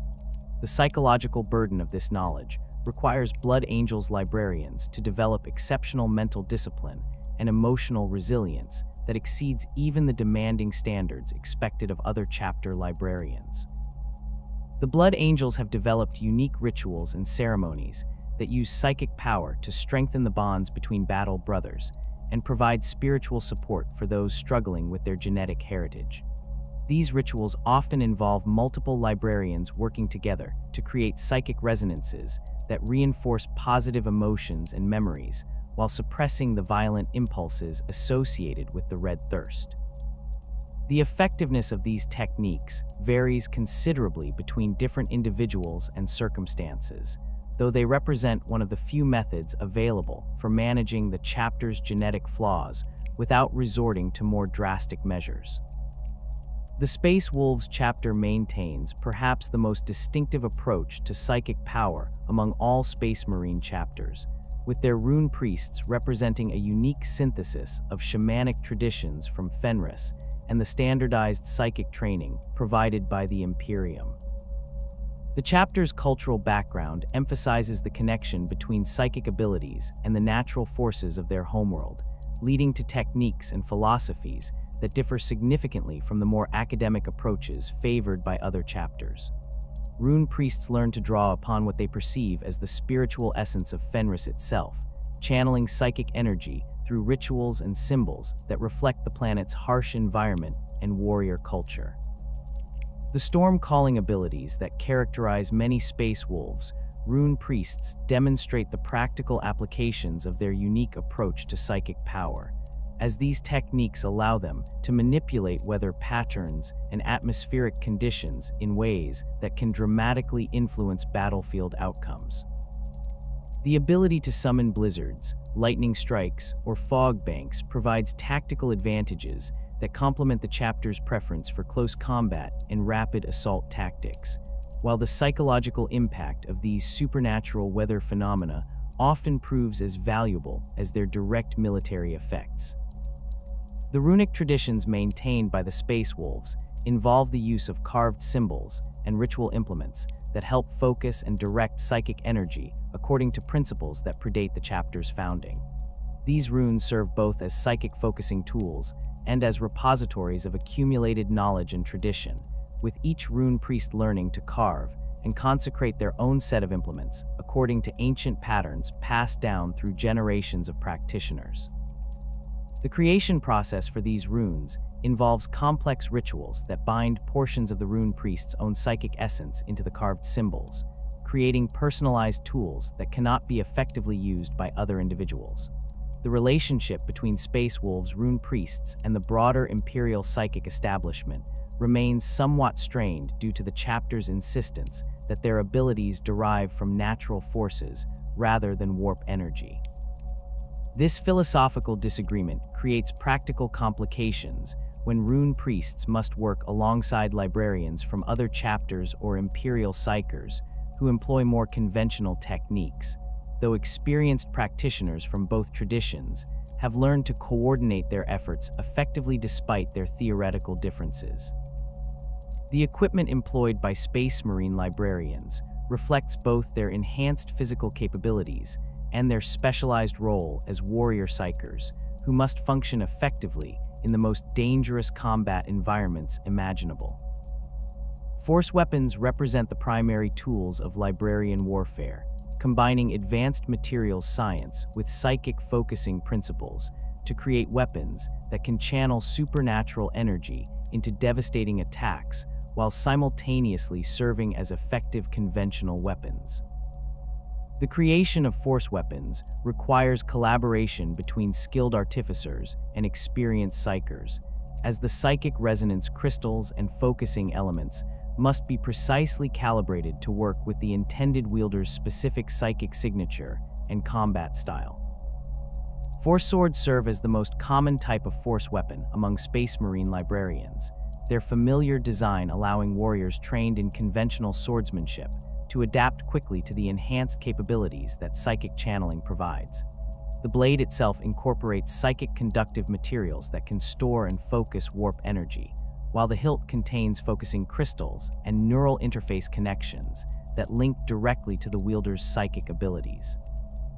When activated, the weapon generates a field of psychic energy that can cut through materials and defenses that would resist conventional weapons, while simultaneously delivering psychic attacks that can affect enemies on both physical and spiritual levels.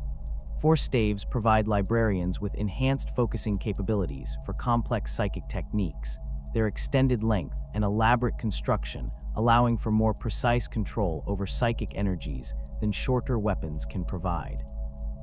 The staff's design typically incorporates multiple focusing crystals, arranged in patterns that correspond to different psychic disciplines, allowing skilled practitioners to quickly adjust their weapon's configuration to match their current tactical needs.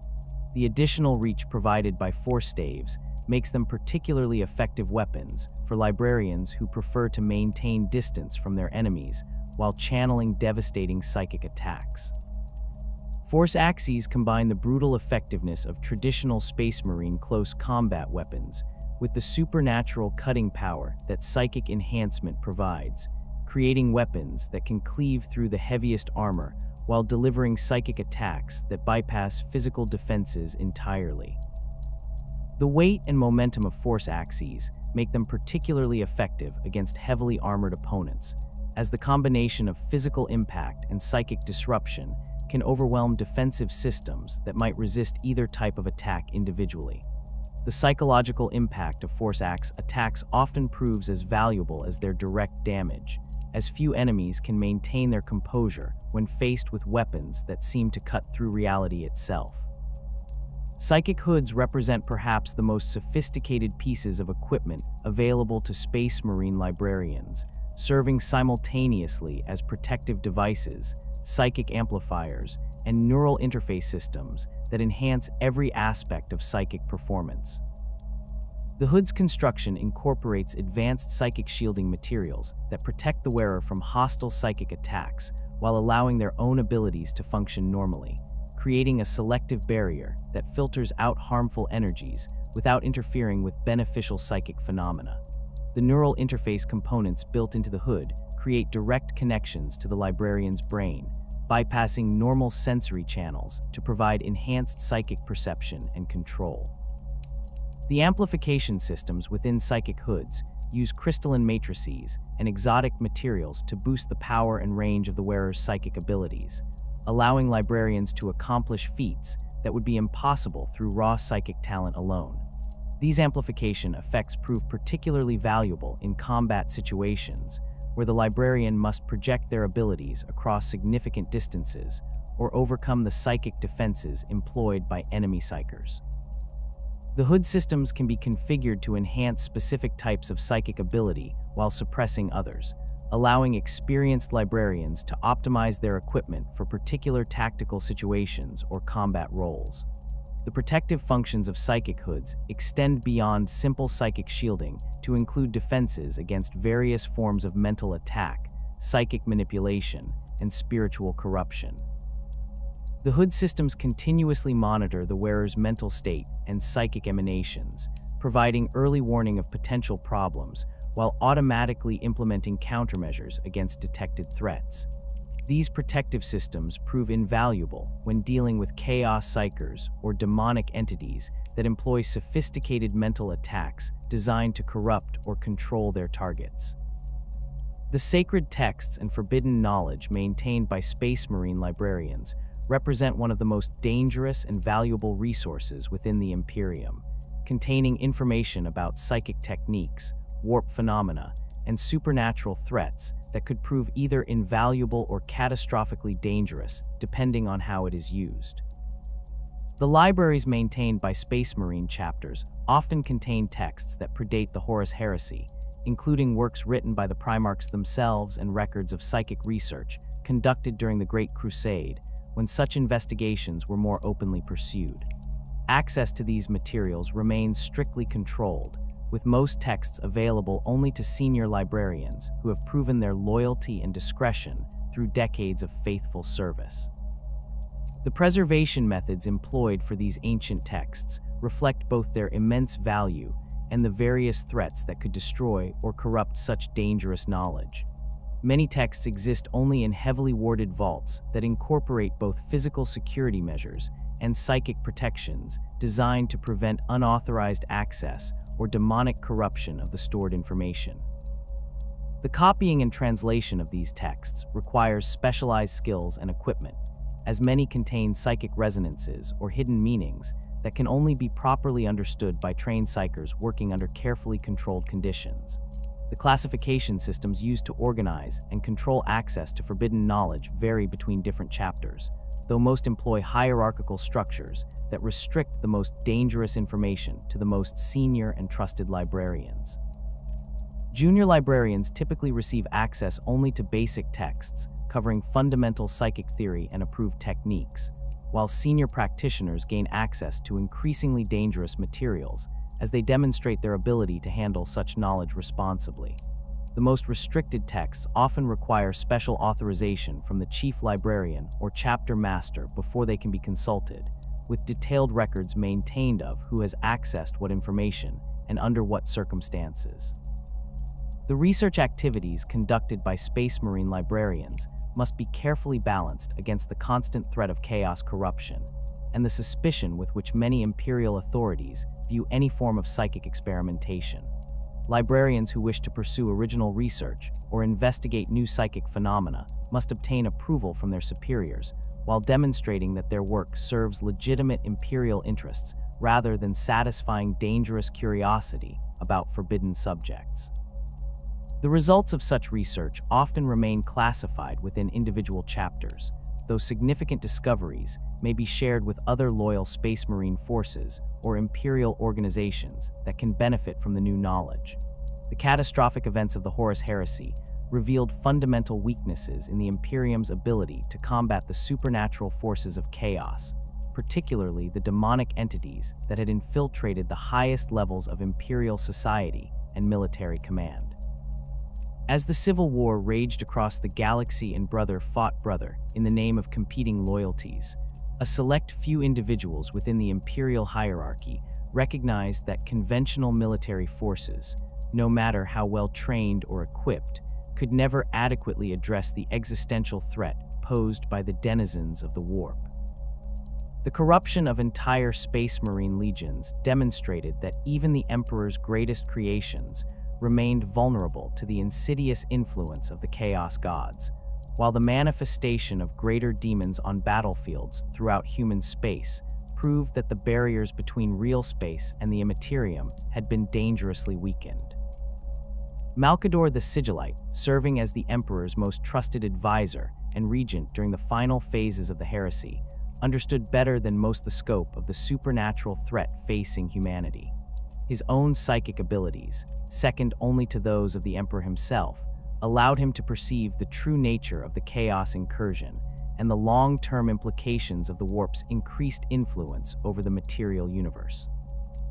Working in absolute secrecy with a small group of loyal Space Marines, Inquisitors, and other trusted individuals, Malcador began developing plans for a new type of military force specifically designed to combat demonic threats with the knowledge, equipment, and training necessary to succeed where conventional forces would inevitably fail. The selection process for the founding members of what would become the Grey Knights required Malcador to identify individuals who possessed not only exceptional combat skills and unquestionable loyalty, but also the rare combination of psychic potential and spiritual purity necessary to resist chaos corruption while wielding the supernatural powers required for demon hunting. The candidates came from various sources within the Imperial military hierarchy, including Space Marines from legions that had remained loyal throughout the heresy, members of the nascent Inquisition who had demonstrated particular skill in combating supernatural threats, and a select few individuals from other Imperial organizations whose abilities and character made them suitable for this unprecedented mission. The gene seed used to create the Grey Knights represented one of Malcador's most carefully guarded secrets, its origins and precise composition known only to the Sigillite himself and perhaps the Emperor. Unlike the gene seed of the original Space Marine legions, which had been derived from the genetic material of specific Primarchs, the Grey Knight's gene seed incorporated modifications and enhancements designed specifically to maximize psychic potential while providing unprecedented resistance to chaos corruption. The exact nature of these modifications remains classified at the highest levels of Imperial security, though their effectiveness has been demonstrated through 10 millennia of faithful service without a single confirmed case of a Grey Knight falling to chaos. The psychic conditioning protocols developed for the Grey Knights went far beyond anything previously attempted within the Imperium, combining the most advanced techniques available to the Adeptus Astartes telepathica with new methods specifically designed to create warriors capable of fighting demons on both physical and spiritual battlefields. The conditioning process began during the gene seed implantation phase, with specialized psychic rituals and mental programming integrated into every stage of the transformation from baseline human to space marine. These rituals created fundamental changes in the candidate's psychic architecture, establishing mental barriers and spiritual defenses that operated on levels deeper than conscious thought. The spiritual purification techniques employed during Grey Knight training drew upon knowledge that Malcador had accumulated over millennia of study and practical experience with psychic phenomena. These techniques involved exposure to concentrated psychic energies under carefully controlled conditions, allowing candidates to develop immunity to various forms of chaos corruption through gradual exposure to increasingly dangerous supernatural influences. The process required extraordinary precision and constant monitoring, as excessive exposure could destroy the candidate's mind, while insufficient conditioning might leave them vulnerable to corruption during actual combat operations. The mental conditioning protocols created multiple layers of psychological defense against the various forms of mental attack and spiritual corruption employed by demonic entities. These defenses operated automatically at the subconscious level, providing protection even when the Grey Knight was unconscious, severely injured, or otherwise unable to actively resist hostile influences. The conditioning also established emergency protocols that would activate in extreme situations, including memory wipes and psychological restructuring that could preserve the individual's core identity while eliminating any corrupted elements that might have infiltrated their consciousness. The unique gene seed modifications that distinguished Grey Knights from other Space Marines created fundamental changes in how psychic abilities manifested and developed within their enhanced physiology. Unlike conventional Space Marine librarians, who represented a small minority of psychically gifted individuals within their chapters, every Grey Knight possessed significant psychic potential that had been carefully cultivated and enhanced through their specialized training and conditioning. This universal psychic capability created tactical advantages that no other Imperial force could match, as entire units of Grey Knights could coordinate their supernatural abilities to achieve effects that would be impossible for conventional military formations.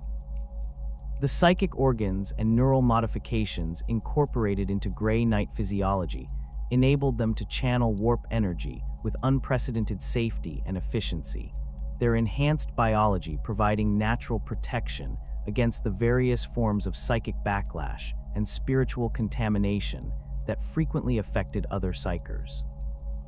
These modifications included specialized neural pathways that could safely conduct psychic energy throughout the body, enhanced brain structures that provided superior control over psychic abilities, and metabolic adaptations that allowed the body to process and utilize warp energy without suffering the cellular damage that typically resulted from prolonged exposure to supernatural forces. The resistance to chaos corruption that characterized all Grey Knights stemmed from a combination of genetic modifications, psychic conditioning, and spiritual purification techniques that created multiple overlapping layers of protection against demonic influence. The gene seed modifications established biological immunity to many forms of corruption at the cellular level, while the psychic conditioning created mental barriers that prevented hostile entities from gaining access to the Grey Knight's consciousness.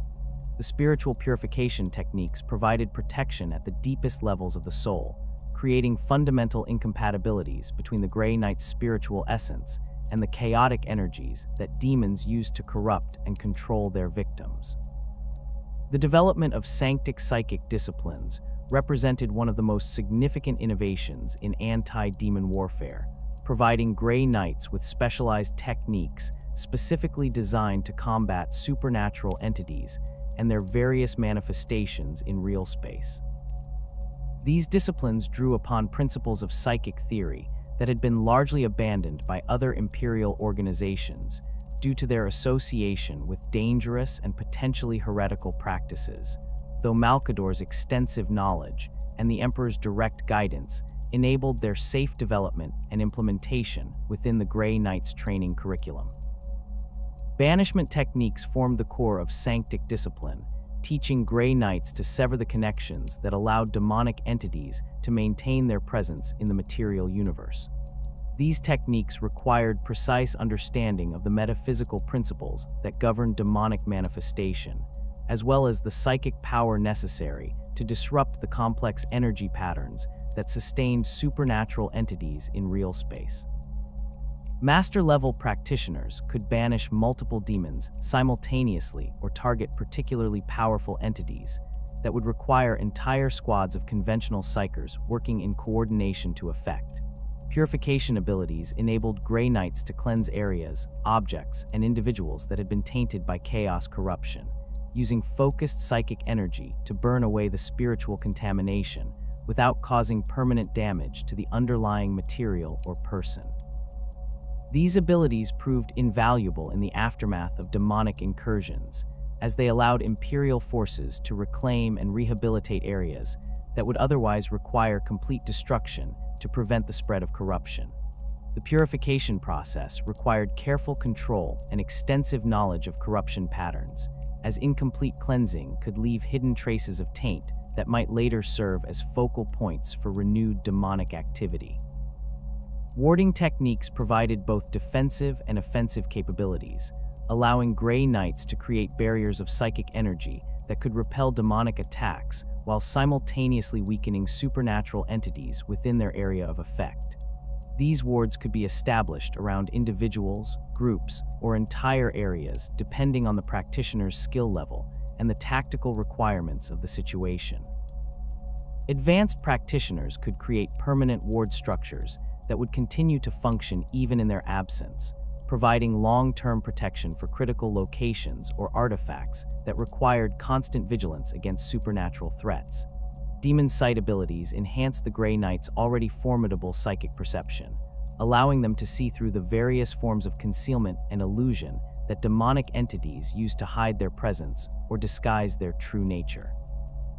These abilities proved particularly valuable when dealing with possessed individuals or shape-shifting demons that could assume human form, as the enhanced perception could detect the spiritual corruption that no amount of physical disguise could completely conceal. The sight also revealed the connections between demons and their summoners, enabling Grey Knights to track supernatural entities back to their sources and eliminate the cultists or artifacts responsible for their manifestation. The organizational structure of the Grey Knights reflected both their specialized mission requirements and the need for absolute security in all aspects of their operations. Unlike conventional Space Marine chapters that maintained relatively open relationships with other Imperial organizations, the Grey Knights operated under strict protocols that limited knowledge of their existence to only the most senior levels of Imperial command. This secrecy served multiple purposes, protecting both the Grey Knights themselves from potential corruption attempts and the broader Imperium from knowledge that could prove dangerous if it fell into the wrong hands. The chapter's leadership structure centered around the Supreme Grand Master, an individual who possessed not only exceptional combat skills and psychic abilities, but also the administrative capabilities necessary to coordinate operations across multiple sectors while maintaining the security protocols that governed all Grey Knight activities. The Supreme Grand Master answered directly to the Emperor through channels that bypassed normal Imperial command structures, though practical coordination with the Inquisition and other Imperial organizations required careful management of information flow and operational security. Grand Masters commanded the individual brotherhoods that formed the chapter's primary tactical units, each leading approximately 100 Grey Knights organized into smaller strike forces capable of rapid deployment to emerging threats. These leaders possessed decades or centuries of experience in demon hunting, their expertise encompassing not only combat tactics, but also the complex intelligence analysis and strategic planning required to identify and eliminate supernatural threats before they could establish significant footholds in Imperial territory. The selection process for Grand Master positions required unanimous approval from the existing Leadership Council, ensuring that only individuals of proven loyalty and exceptional capability could achieve such positions of authority and responsibility. Brotherhood champions served as the elite combat specialists within each brotherhood, individuals whose martial prowess and psychic abilities exceeded even the demanding standards expected of all Grey Knights. These warriors typically served as the spearhead for the most dangerous assault operations, their exceptional skills enabling them to engage greater demons and other powerful supernatural entities in single combat, while their battle brothers provided support and eliminated lesser threats. The training regimens for Brotherhood champions included specialized instruction in the weaknesses and combat patterns of specific types of demonic entity, creating experts who could adapt their tactics to exploit the unique vulnerabilities of different supernatural opponents. The role of purifiers within the Grey Knights represented perhaps the most demanding and dangerous specialization available within the chapter, requiring individuals who possessed not only exceptional psychic abilities, but also the spiritual purity necessary to wield the most potent anti-demon techniques without risking corruption or spiritual contamination. Purifiers underwent additional conditioning and training beyond the already intensive programs required for standard Grey Knight service, their preparation including exposure to controlled samples of chaos corruption under carefully monitored conditions that built immunity while providing practical experience with the various forms of taint they would encounter in the field. Purifier squads operated as specialized units within larger Grey Knight forces, their role focusing on the cleansing and sanctification of areas that had been heavily corrupted by demonic presence. Their equipment included specialized weapons and tools designed specifically for purification work, including incense burners that could project cleansing energies across significant areas, blessed oils and unguents that could neutralize various forms of spiritual contamination, and psychic focusing devices that amplified their natural purification abilities to levels capable of cleansing entire buildings or city blocks. The selection criteria for purifier service required candidates to demonstrate not only exceptional psychic potential, but also psychological profiles that indicated unusual resistance to corruption and spiritual contamination. The testing process included exposure to various forms of chaos taint under controlled conditions, with candidates who showed any sign of susceptibility to corruption being immediately transferred to other roles within the chapter. Those who successfully completed purifier training gained access to knowledge and techniques that were considered too dangerous for standard Grey Knights, including methods for safely handling and studying corrupted artifacts, and the ability to perform emergency purification rituals that could cleanse individuals who had been exposed to demonic influence. Paladin squads represented the veteran elite of the Grey Knights, warriors who had survived decades or centuries of demon hunting, while maintaining perfect records of loyalty and effectiveness. These individuals possessed combat experience that encompassed virtually every type of supernatural threat that the Imperium had encountered, their knowledge and skills making them invaluable assets for training new recruits and developing new tactics for emerging threats. Paladins typically served as squad leaders and specialists within larger Grey Knight forces, their expertise enabling them to identify and exploit weaknesses in demonic defenses that less experienced warriors might overlook. The equipment issued to Paladins reflected their status as the chapter's most experienced and trusted warriors, including master-crafted weapons and armor that incorporated the finest materials and most advanced technology available to the Imperium. Many Paladins carried weapons and artifacts that had been personally blessed by previous Supreme Grand Masters, or that contained relics of particular significance to the chapter's history and traditions. The maintenance and consecration of this equipment required specialized knowledge and techniques that were passed down through generations of Paladins, creating traditions and practices that reinforced the chapter's unique culture and identity. Paladin training programs served dual purposes, both maintaining the combat effectiveness of veteran warriors and preparing them for potential leadership roles within the chapter. The curriculum included advanced tactical instruction, strategic planning exercises, and specialized courses in the identification and analysis of emerging supernatural threats.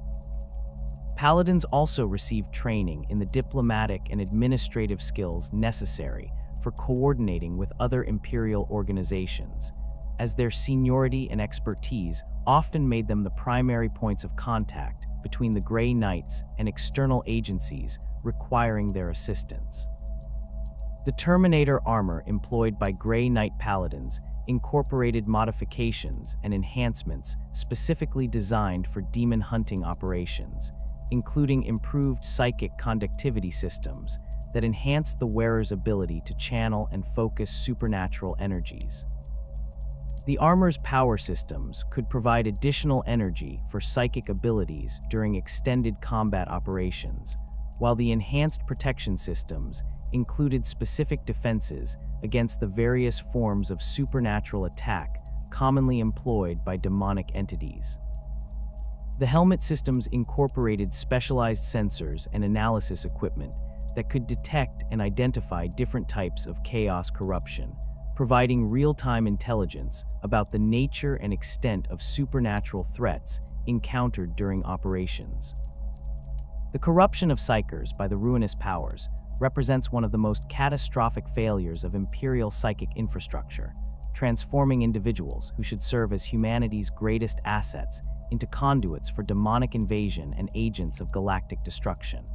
Unlike baseline humans who fall to chaos through gradual exposure or deliberate choice, Psykers face unique vulnerabilities that stem directly from their ability to perceive and manipulate warp energies. Every time a Psyker opens their consciousness to the Imperium, they create opportunities for the entities that dwell within that realm to establish contact, influence their thoughts, and ultimately claim their souls for the service of the dark gods. The enhanced psychic abilities that make corrupted Psykers so valuable to chaos forces come at a terrible price, as the process of corruption fundamentally alters both their physical bodies and spiritual essence in ways that would destroy baseline humans within moments. The warp energies that flow through corrupted Psykers carry with them the accumulated malevolence of the chaos gods, transforming the Psykers' neural pathways into conduits for raw supernatural power, while simultaneously burning away their humanity and sanity. This transformation typically occurs gradually over months or years, though particularly powerful Psykers may experience rapid corruption that completes the process within days or even hours of initial exposure. The physical manifestations of chaos corruption in Psykers often prove more dramatic and disturbing than similar changes in baseline humans, as their enhanced connection to the warp allows the corrupting energies to work more quickly and thoroughly throughout their bodies. Nurgle's corruption might cause a Psyker's flesh to bloom with impossible diseases that spread through psychic contact, while Tzeentch's influence could trigger constant physical mutations that reshape the Psyker's body according to the changer of Wei's incomprehensible designs. Slaanesh's touch often enhances the Psyker's abilities to supernatural levels, while simultaneously driving them to pursue increasingly extreme and destructive forms of sensation and experience. The psychological deterioration that accompanies chaos corruption affects Psykers differently than baseline humans due to their enhanced perception and direct exposure to the entities responsible for their downfall. Corrupted Psykers often retain their intelligence and personality longer than other chaos cultists, though these traits become twisted and perverted to serve their new master's purposes. A formerly compassionate healer might develop an obsession with inflicting precisely calibrated suffering, while a tactical genius could dedicate their enhanced abilities to orchestrating elaborate schemes that serve no purpose beyond satisfying their patron's desire for complexity and change. The enhanced psychic powers that corrupted Psykers gain through their transformation make them exponentially more dangerous than their loyal counterparts, as the limitless energies of the warp flow through them without the careful restrictions and safety measures that Imperial training imposes. These individuals can channel amounts of psychic energy that would instantly kill sanctioned Psykers, their corrupted souls serving as conduits for power that originates directly from the Chaos Gods themselves. The techniques they employ often violate fundamental principles of safe psychic practice, drawing upon forbidden knowledge and dangerous disciplines that Imperial doctrine explicitly prohibits. The relationship between Tzeentch and Psykers represents perhaps the most complex and dangerous form of chaos corruption, as the Changer of Ways views psychically gifted individuals as perfect instruments for implementing his incomprehensible schemes across the galaxy. Tzeentch's corruption typically begins subtly, appearing as enhanced insight, improved precognitive abilities, or access to previously unknown psychic techniques that seem to offer significant advantages over conventional Imperial training. The God's influence manifests through seemingly beneficial changes that gradually draw the Psyker deeper into patterns of thought and behavior that serve Tzeentch's broader purposes. Tzeentchian sorcerers develop abilities that far exceed anything achieved through Imperial psychic disciplines, their mastery of change and transformation allowing them to reshape reality according to their will, while simultaneously serving their patrons' desire for constant flux and mutation.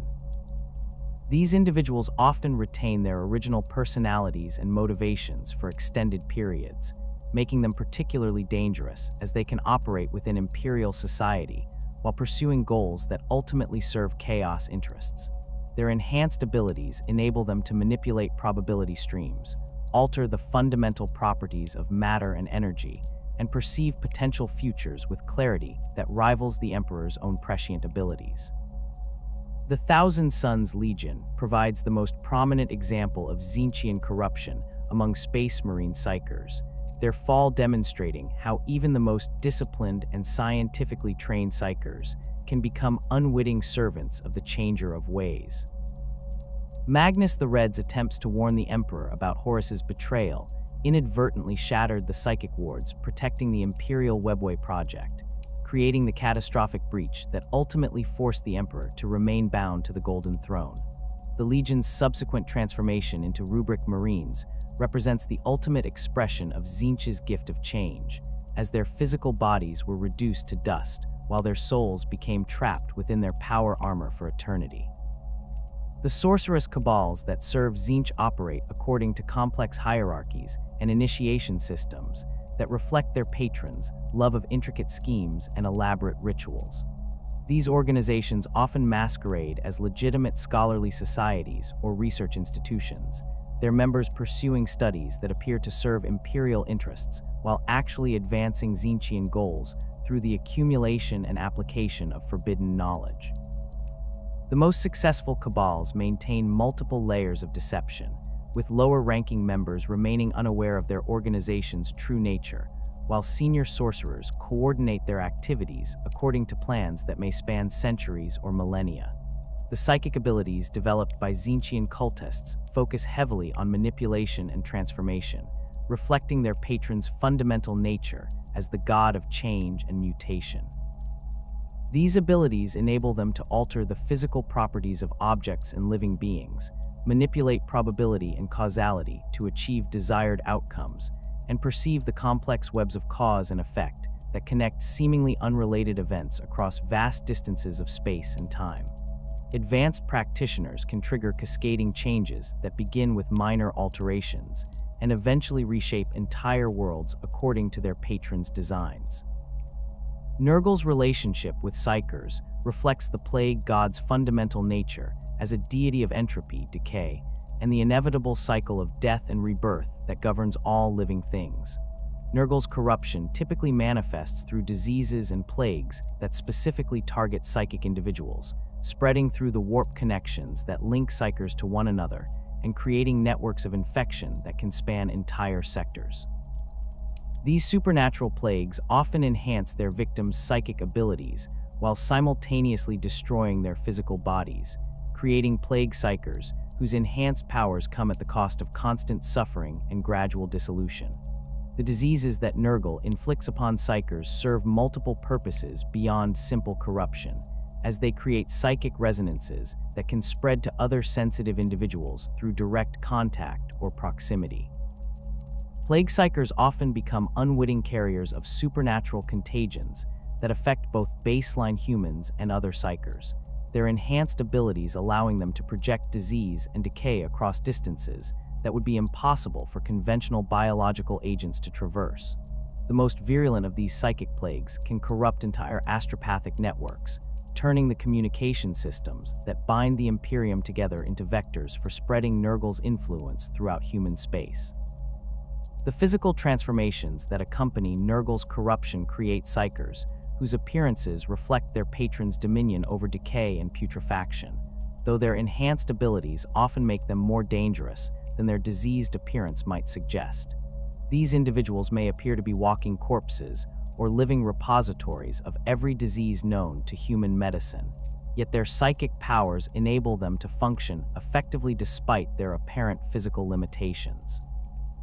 Their abilities often focus on biological manipulation and the spread of disease, allowing them to accelerate decay processes, animate dead tissue, and project auras of corruption that can affect entire populations. The cults that serve Nurgle through psychic means often establish themselves in areas where disease and suffering are already prevalent, using their enhanced abilities to accelerate natural decay processes while presenting themselves as healers or physicians who offer relief from the very conditions they help to perpetuate. These organizations frequently operate within Imperial medical facilities or research institutions, their members using their positions to conduct experiments that advance Nurgle's interests while appearing to serve legitimate medical purposes. The most successful Nurglite cults create self-sustaining cycles of disease and treatment that generate both suffering for their patron and opportunities for further recruitment and expansion.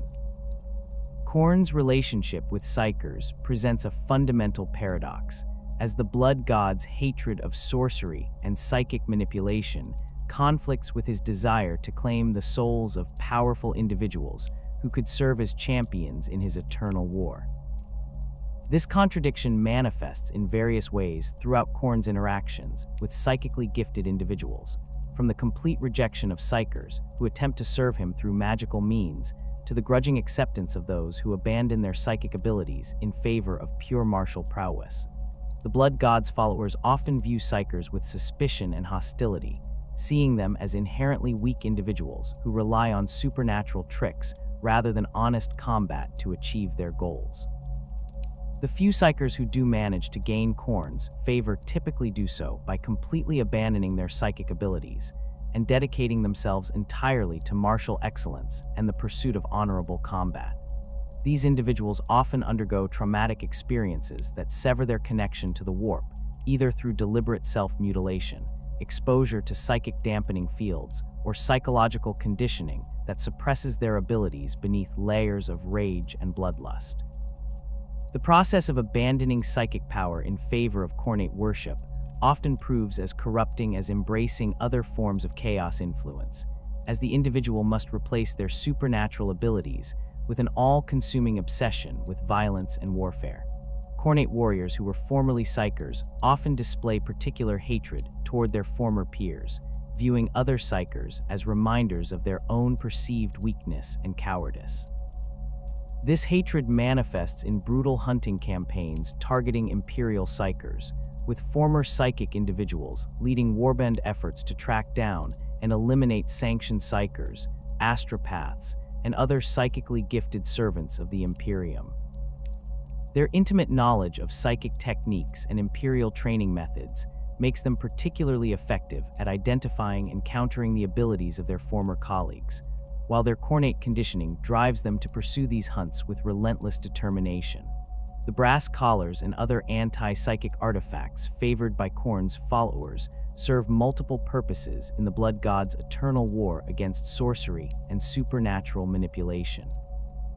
These devices not only protect their wearers from hostile psychic attacks, but also serve as symbols of their rejection of psychic power and their dedication to honest combat.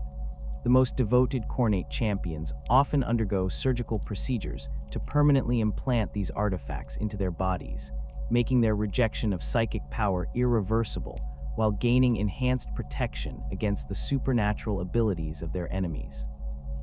Slaanesh's corruption of Psykers reflects the Prince of Excess's fundamental nature as a deity of sensation, experience, and the pursuit of perfection in all its forms.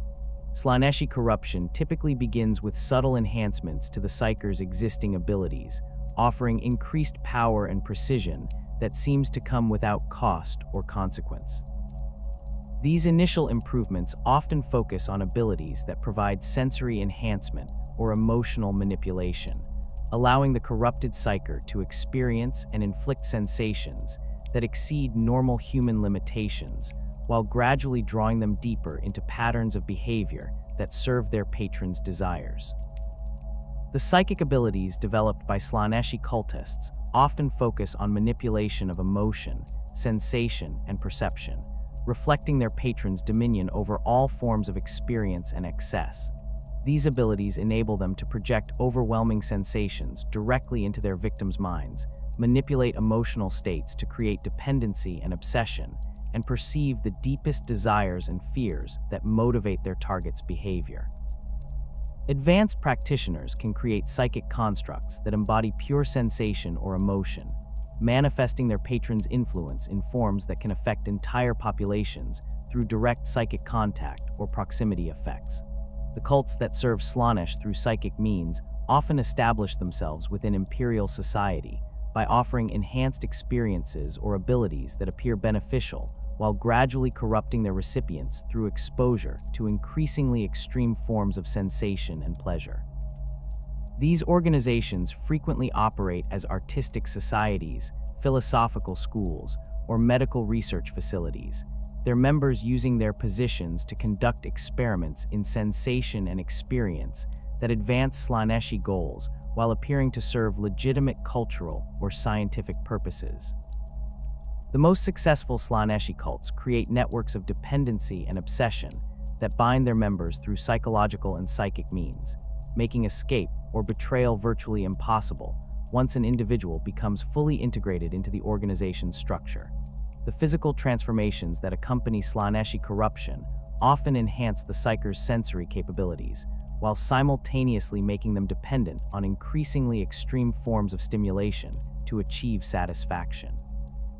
These changes may include enhanced nervous systems that can process impossible levels of sensory input, modified brain chemistry that requires constant stimulation to maintain normal function, or physical alterations that reflect the individual's particular obsessions and desires. The most advanced Slaaneshi Psykers often become living embodiments of their patron's nature, their very presence radiating auras of temptation and excess that can corrupt others through proximity alone. The Chaos Space Marine sorcerers, who serve the various ruinous powers, represent perhaps the most dangerous category of corrupted Psykers, combining the enhanced physical capabilities of Astartes' physiology with supernatural abilities that have been twisted and amplified through millennia of service to the dark gods. These individuals typically began their careers as librarians within loyal Space Marine chapters, before falling to corruption through exposure to forbidden knowledge, traumatic experiences, or deliberate recruitment by existing chaos forces. Their transformation from loyal servants of the Emperor into champions of the ruinous powers often spans centuries or millennia, as their enhanced physiology and mental conditioning allow them to resist corruption longer than baseline humans, while ultimately succumbing to influences that prove impossible to resist indefinitely.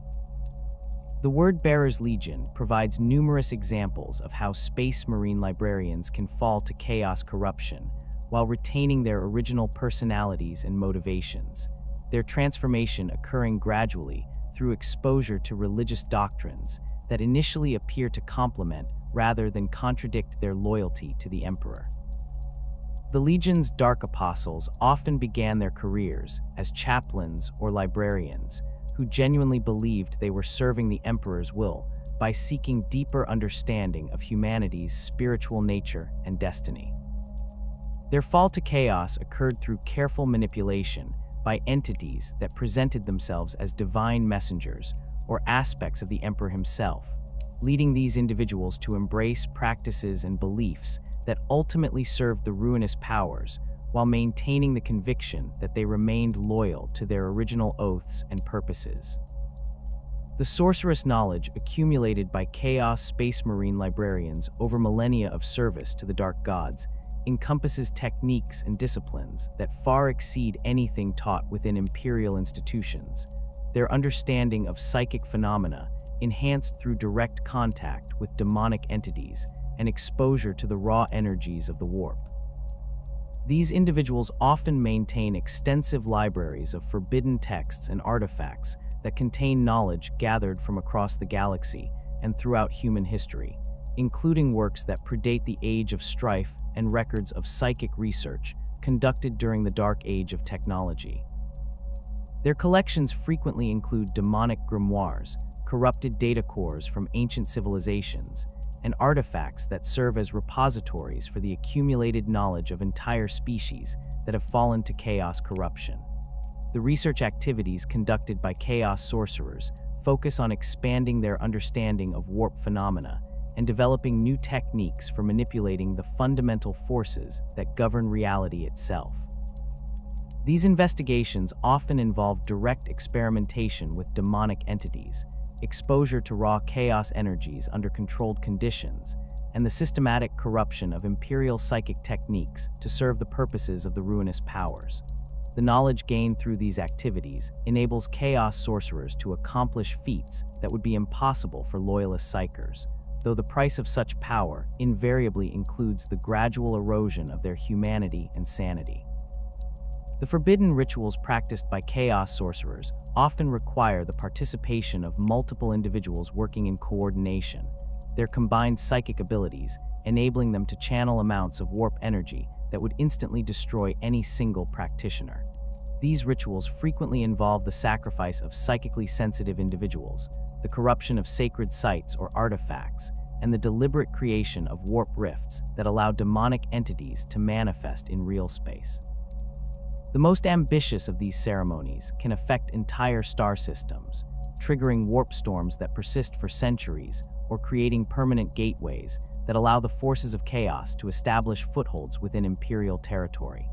Rogue Psykers represent another significant category of chaos-corrupted individuals, typically consisting of unsanctioned psychics who have evaded Imperial detection and training, while gradually succumbing to the corrupting influence of their uncontrolled abilities. These individuals often begin as ordinary citizens whose psychic potential manifests during adolescence or early adulthood, creating abilities that they lack the knowledge or training to control effectively. Without proper instruction in psychic discipline and protection techniques, these rogue Psykers become increasingly vulnerable to demonic influence and chaos corruption as they attempt to understand and utilize their supernatural abilities.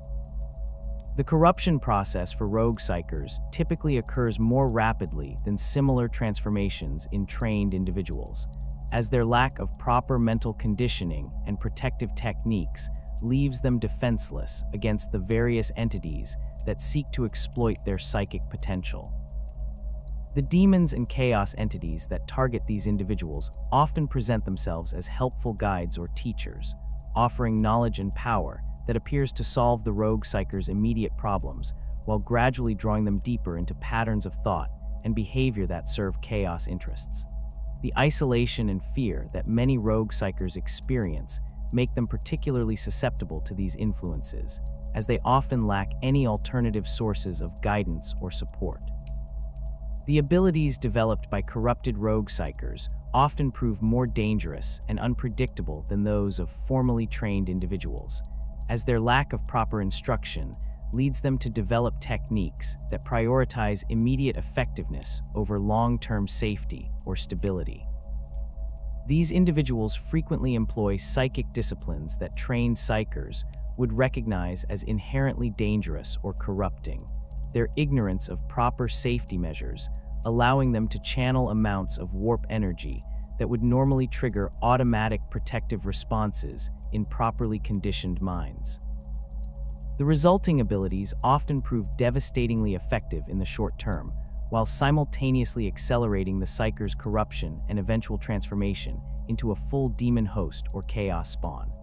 The recruitment networks established by chaos cults specifically target rogue Psykers and other unsanctioned individuals, recognizing their potential value as assets while exploiting their vulnerability to corruption and manipulation.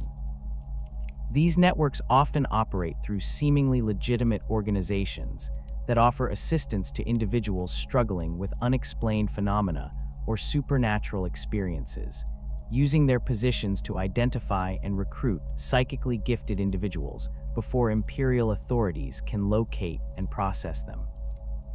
The most successful recruitment operations create comprehensive support systems that address the rogue Psyker's immediate needs, while gradually introducing them to chaos doctrine and practices that complete their corruption over months or years of careful manipulation.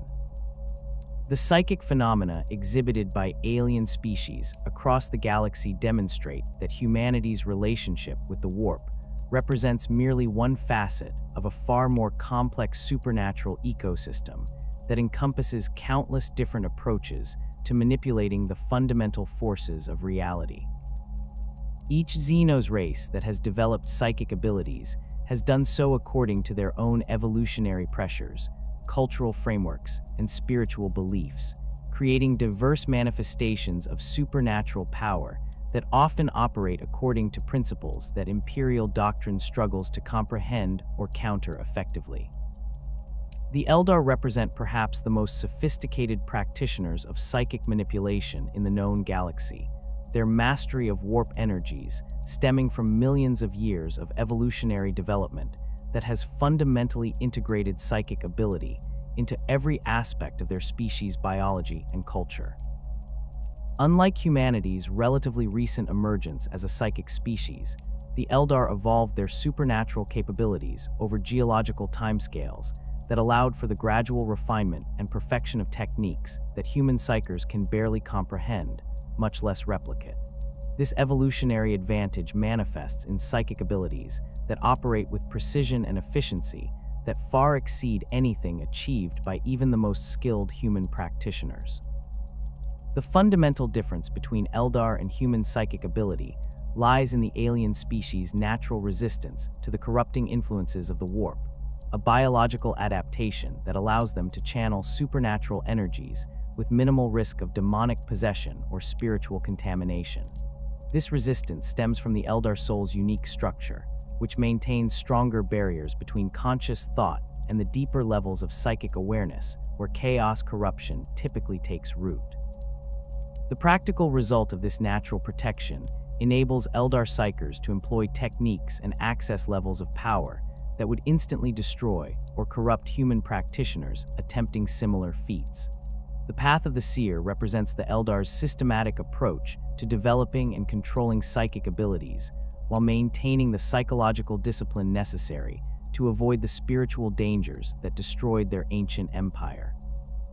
This philosophical framework provides Eldar Psykers with structured progression through increasingly advanced levels of psychic mastery, each stage building upon previous achievements while incorporating safeguards designed to prevent the obsessive behavior patterns that led to Slaanesh's birth. The path system acknowledges that psychic power carries inherent risks of corruption and madness, but addresses these dangers through careful psychological conditioning and spiritual discipline rather than the brutal suppression techniques favored by Imperial doctrine. Farseers occupy the apex of Eldar psychic hierarchy, individuals who have progressed so far along the path of the seer that they have transcended normal limitations of temporal perception and gain the ability to perceive potential futures with extraordinary clarity and detail. These ancient beings typically possess centuries or millennia of experience in manipulating probability streams and causal relationships, their enhanced perception allowing them to identify critical decision points where small actions can produce massive consequences across vast spans of space and time. The prophetic abilities of Farseers enable them to guide their people through the complex web of potential disasters and opportunities that define existence in the 41st millennium. The divination techniques employed by Farseers operate on principles that differ fundamentally from human precognitive abilities, as Eldar temporal perception allows them to perceive multiple potential timelines simultaneously rather than receiving fragmentary glimpses of possible futures. This enhanced awareness enables Farseers to analyze the probability matrices that govern major events, identifying the specific actions and decisions that will lead to desired outcomes while avoiding the catastrophic possibilities that constantly threaten their dying race. The precision of Farseer predictions often appears miraculous to other species, though the Eldar themselves understand that their prophetic abilities represent the practical application of advanced psychic techniques rather than supernatural intervention. The psychic tools employed by Farseers include wraithbone constructs that serve as focusing devices for their enhanced abilities, these living materials responding to psychic manipulation in ways that allow for unprecedented precision in the application of supernatural power. Wraithbone circuits can store and channel psychic energy according to patterns programmed by their creators, enabling Farseers to establish complex psychic constructs that continue to function even when their creators are engaged in other activities. The most sophisticated Wraithbone devices can maintain multiple simultaneous effects, creating networks of psychic influence that span entire craft worlds or extend across interstellar distances. The runes of fate used by Eldar seers serve as both divination tools and psychic focuses, their carved symbols representing fundamental concepts and forces that govern the flow of events through space and time. Each rune embodies specific aspects of causality and probability, allowing skilled practitioners to construct complex readings that reveal the underlying patterns governing particular situations or decisions. The interpretation of runic patterns requires extensive training and intuitive understanding that typically develops over centuries of study and practical application, as the relationships between different runes can shift according to context and the reader's perspective. Warlocks represent a specialized category of Eldar Psyker that combines the supernatural abilities of the Path of the Seer with the martial skills necessary for battlefield application, creating warrior mystics capable of supporting Eldar military operations through both direct combat participation and tactical psychic support. These individuals typically begin their careers as aspect warriors before transitioning to psychic training, their combat experience providing practical understanding of battlefield conditions that proves invaluable when applying psychic abilities in military contexts. The dual nature of warlock training creates individuals who can function effectively as both combatants and psychers, their abilities complementing rather than replacing conventional military skills. The psychic disciplines mastered by warlocks focus primarily on battlefield applications that can directly influence combat outcomes, including techniques for enhancing friendly forces, disrupting enemy formations, and manipulating environmental conditions to create tactical advantages. Warlock abilities often manifest as visible energy effects that can inspire allied troops while simultaneously demonstrating the supernatural power that supports Eldar military operations. The psychological impact of these displays frequently proves as valuable as their direct tactical effects, as few enemies can maintain their composure when faced with opponents who appear to command the fundamental forces of reality itself. The singing spears wielded by many warlocks represent sophisticated examples of Eldar psychic technology, combining traditional weapon design with wraithbone components that respond to the wielder's psychic abilities. These weapons can be thrown with supernatural accuracy across distances that would challenge conventional projectile weapons, their psychic guidance systems allowing them to change course in flight or return to their wielder's hand after striking their targets. The spears also serve as psychic focuses that enhance the warlock's ability to channel and direct supernatural energies, their wraithbone cores amplifying psychic power while providing protection against backlash effects. The relationship between Eldar Psykers and their craftworld's infinity circuit creates unique advantages that no human psychic network can replicate, as the souls of deceased Eldar continue to provide guidance and support to their living descendants through this vast psychic construct. The Infinity Circuit serves as both repository and amplifier for psychic energy, allowing individual Eldar Psykers to draw upon the accumulated wisdom and power of countless generations, while maintaining their individual identity and consciousness. This connection enables extraordinary feats of coordination and power that would be impossible for isolated human Psykers operating without similar support networks. The Wraithbone construction that forms the backbone of Eldar technology demonstrates their species' unique ability to create living materials that respond to psychic manipulation, while maintaining structural integrity under extreme conditions. Wraithbone grows according to psychic patterns imposed by its creators, developing into complex shapes and configurations that would be impossible to achieve through conventional manufacturing techniques. The material maintains psychic conductivity that allows it to channel and focus supernatural energies, while simultaneously providing physical protection and structural support for various applications. The Dark Eldar's relationship with psychic power presents a stark contrast to their craftworld cousins, as the residents of Camorra have largely abandoned the use of supernatural abilities due to the extreme danger that Slaanesh poses to any Eldar who opens their soul to the warp. This self-imposed limitation stems from practical necessity rather than philosophical choice, as the Prince of Excess maintains constant vigilance for any Eldar psychic activity that might allow the Chaos God to claim the souls that rightfully belong to it. The few Dark Eldar who do employ psychic abilities typically do so through carefully controlled methods that minimize their exposure to warp energies while maximizing the practical benefits of supernatural power. The Homunculi represent the closest thing to Psykers within Dark Eldar society, though their abilities stem from scientific mastery of biological manipulation rather than traditional psychic techniques. These ancient beings have developed methods for reshaping flesh and bone that appear supernatural to outside observers, their understanding of pain and sensation allowing them to achieve effects that rival the abilities of conventional Psykers. The techniques employed by Homunculi often involve the direct manipulation of neural pathways and biochemical processes, creating changes in their subjects that can enhance or diminish various capabilities according to the practitioner's desires.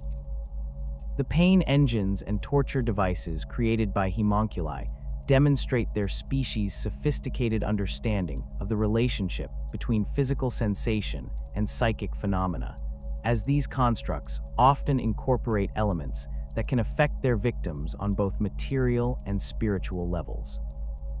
The suffering generated by these devices provides psychic energy that the Dark Eldar can harvest and utilize for various purposes, though they must be careful to avoid creating resonances that might attract Slaanesh's attention.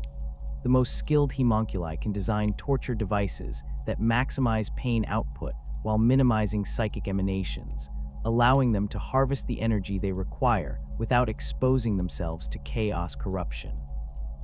Orc psychic phenomena operate according to principles that defy conventional understanding of how supernatural abilities should function, as the greenskin species appears to generate psychic effects through collective belief and emotional resonance rather than individual mastery of warp manipulation techniques. The Wa field that surrounds large orc gatherings represents a form of mass psychic phenomenon that enables impossible technologies to function and allows orc society to maintain cohesion despite the species' inherently violent and chaotic nature. This field effect demonstrates that psychic power can manifest through mechanisms that have little in common with the disciplined techniques employed by human or Eldar Psykers. Weirdboys serve as the primary psychic specialists within orc society, though their role differs dramatically from the carefully trained and disciplined Psykers found among other species. These individuals typically have little control over their abilities, serving instead as living conduits for the psychic energy generated by surrounding orcs during combat or other high-energy activities. The accumulation of this energy within a Weirdboy system creates tremendous pressure that must be released through violent psychic discharge, often resulting in spectacular displays of supernatural power that can devastate enemy formations while simultaneously relieving the psychic tension that threatens to destroy the Weirdboy's mind.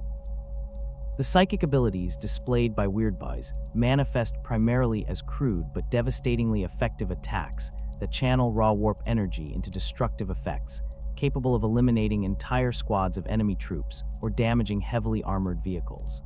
These attacks typically lack the precision and control that characterize human or Eldar psychic techniques, compensating for their inaccuracy through sheer destructive power that can affect large areas or multiple targets simultaneously. The unpredictable nature of Weirdboy abilities makes them as dangerous to friendly orcs as to enemy forces, though most greenskins accept this risk as an acceptable trade-off for the devastating firepower that these Psykers can provide. The Warfield effects that surround orc armies create localized alterations in the fundamental laws of physics that allow impossible technologies to function, while simultaneously enhancing the combat effectiveness of individual orcs through collective psychic reinforcement. These effects enable orc vehicles and weapons that should not function according to conventional engineering principles to operate effectively in combat. Their mechanical systems sustained by the collective belief of surrounding greenskins rather than proper maintenance or quality construction.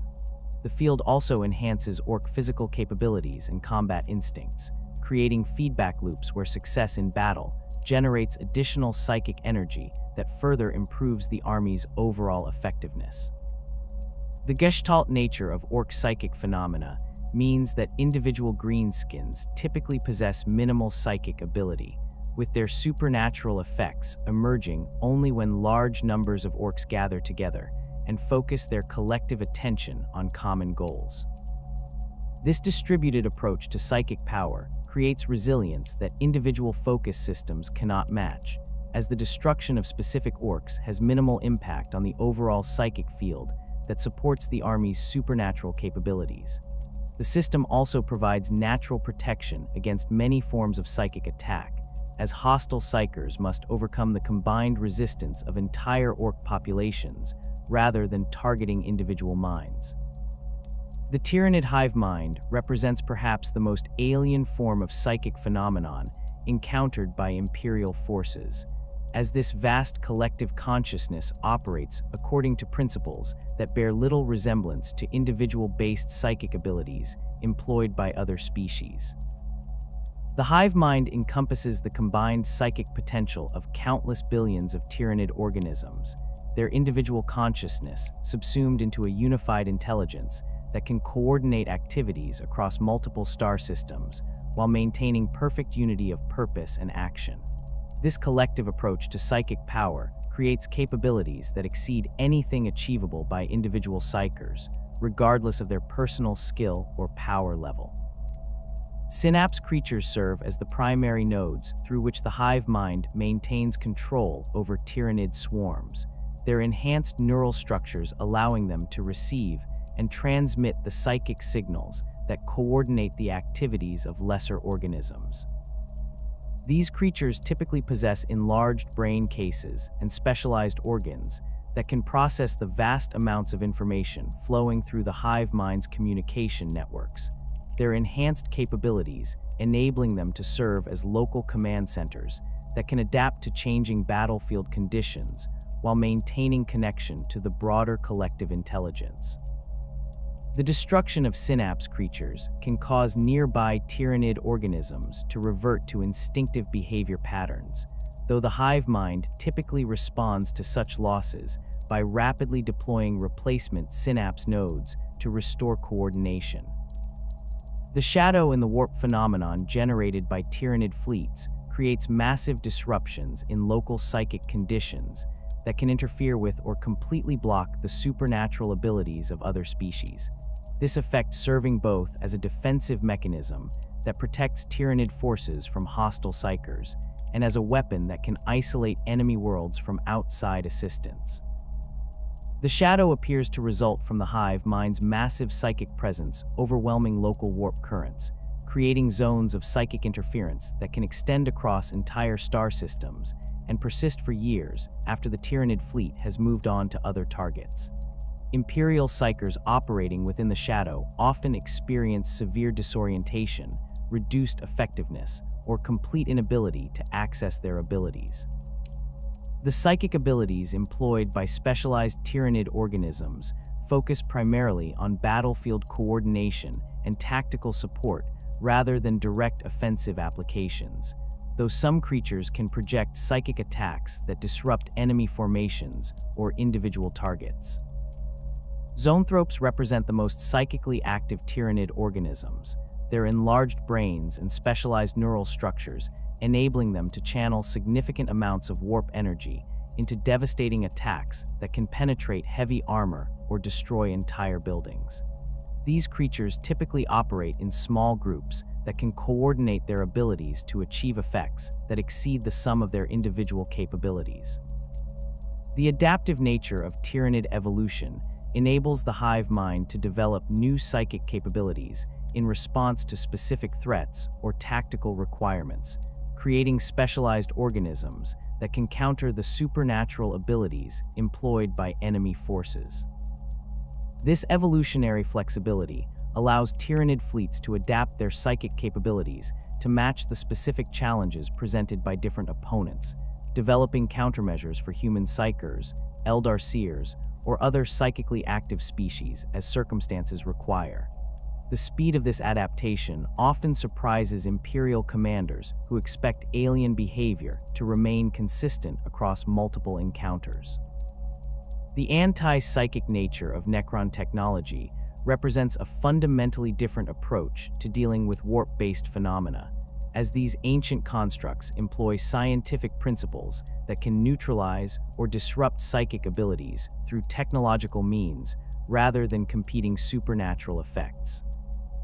Necron anti-psychic devices operate by manipulating the fundamental forces that allow psychic phenomena to manifest in real space, creating interference patterns or energy fields that prevent the formation of stable connections between individual consciousness and the warp. This technological approach to psychic suppression proves highly effective against most forms of supernatural ability, regardless of their origin or the skill level of their practitioners. The pylons and other large-scale Necron constructs can create vast zones of psychic nullification that completely prevent the manifestation of supernatural phenomena across entire continents or star systems, their effects proving so comprehensive that even the most powerful Psykers cannot overcome the technological suppression they generate. These devices represent the culmination of Necron science applied to the problem of warp manipulation, their operation based on principles that predate the emergence of most psychic species in the galaxy. The reactivation of dormant pylon networks has caused significant disruption to Imperial psychic infrastructure, cutting off astropathic communication and disabling Psyker abilities across wide areas. The Khatan influence on Necron anti-psychic technology stems from these star gods' fundamental opposition to the warp and all phenomena associated with it, as their nature as beings of pure material energy makes them inherently incompatible with the chaotic forces that enable psychic abilities. The Khatan viewed the emergence of psychic species as a direct threat to their dominion over the material universe, leading them to develop increasingly sophisticated methods for suppressing or eliminating supernatural phenomena wherever they encountered it. The technology they created for this purpose continues to function even after their imprisonment, creating ongoing interference with psychic activities throughout areas of space where Necron constructs remain active. Various other Xeno species throughout the galaxy have developed their own unique approaches to psychic manipulation, each reflecting their particular evolutionary history, cultural values, and environmental pressures. The Tau Empire's limited psychic potential has led them to develop technological alternatives that can achieve some of the same effects as supernatural abilities, while their auxiliary races provide access to psychic capabilities that the Tau themselves cannot develop. The Kroot's evolutionary adaptability allows them to temporarily acquire psychic abilities, by consuming the genetic material of psychically active species, though these borrowed capabilities typically prove unstable and short-lived. The Rood's mastery of temporal manipulation demonstrates psychic abilities that operate according to principles that differ significantly from the warp-based techniques employed by most other species. Their control over time flows enabling them to age their enemies to death or accelerate their own healing and regeneration processes. These temporal effects appear to draw upon energy sources that exist outside the normal warp currents, suggesting that multiple forms of supernatural power may exist throughout the galaxy beyond the relatively simple psychic phenomena that Imperial doctrine recognizes and attempts to categorize. The vulnerability of Psykers to demonic possession stems from the fundamental nature of their abilities, as every psychic manifestation requires the practitioner to create deliberate breaches in the barriers separating real space from the Imperium. These momentary openings, necessary for channeling warp energy into tangible effects, simultaneously create opportunities for the malevolent entities dwelling within the warp to detect, approach, and potentially invade the Psyker's consciousness. The mechanics of this process operate on multiple levels simultaneously, involving both the physical neural pathways through which psychic energy flows and the deeper spiritual connections that link the Psyker's soul to the roiling chaos of the warp itself. The initial stages of demonic approach typically occur during moments when the Psyker's psychic defenses are naturally weakened, such as during sleep, periods of intense emotional stress, or while attempting to channel amounts of warp energy that exceed their normal capabilities. Demons possess supernatural senses that allow them to perceive these vulnerabilities across vast distances within the Imperium, their attention drawn to psychic signatures like predators detecting the scent of wounded prey. The most cunning entities often observe potential targets for extended periods before making contact, studying their psychological patterns, emotional weaknesses, and the specific techniques they employ to access their psychic abilities. The process of establishing initial contact between demon and Psyker rarely involves direct confrontation or obvious supernatural manifestation, as experienced entities understand that such crude approaches typically trigger the defensive responses that Imperial training has instilled in sanctioned Psykers. Instead, the demon's influence begins subtly, manifesting as slight improvements in the Psyker's abilities, enhanced insight during critical decisions, or the gradual revelation of previously unknown techniques that seem to offer significant advantages over conventional Imperial methods. These beneficial changes create psychological dependency while simultaneously weakening the mental barriers that protect the Psyker's consciousness from external influence. The demon's gradual infiltration of the Psyker's mind occurs through the establishment of what Imperial scholars term resonance bridges, psychic connections that allow the entity to influence its target's thoughts and emotions without triggering the automatic defensive responses that would normally activate when hostile forces attempt direct mental invasion. These bridges typically form around existing psychological vulnerabilities such as suppressed memories, unresolved trauma, or deeply held desires that the Psyker has never openly acknowledged. The demon exploits these weaknesses by presenting itself as a source of understanding, power, or fulfillment that addresses the Psyker's deepest needs, while gradually expanding its influence over their decision-making processes. The transformation of influence into actual possession represents a critical threshold that typically occurs when the Psyker voluntarily lowers their psychological defenses or actively invites the demon's presence into their consciousness. This invitation can take many forms, from desperate pleas for power during life-threatening situations to carefully orchestrated rituals that the Psyker believes will grant them enhanced abilities or forbidden knowledge. The moment of invitation creates a fundamental shift in the relationship between demon and host, transforming what had been external influence into direct control over the Psyker's neural pathways and bodily functions. Voluntary pacts between Psykers and demonic entities represent perhaps the most dangerous form of possession, as these arrangements typically involve individuals who retain their original personalities and motivations, while gradually surrendering increasing amounts of control to their supernatural partners. The demon often presents the relationship as a mutually beneficial arrangement, offering enhanced psychic abilities, extended lifespan, or access to forbidden knowledge in exchange for occasional use of the Psyker's body and abilities. These pacts frequently include carefully worded clauses and conditions that appear to protect the Psyker's interests while actually providing the demon with legal justification for expanding its control over time.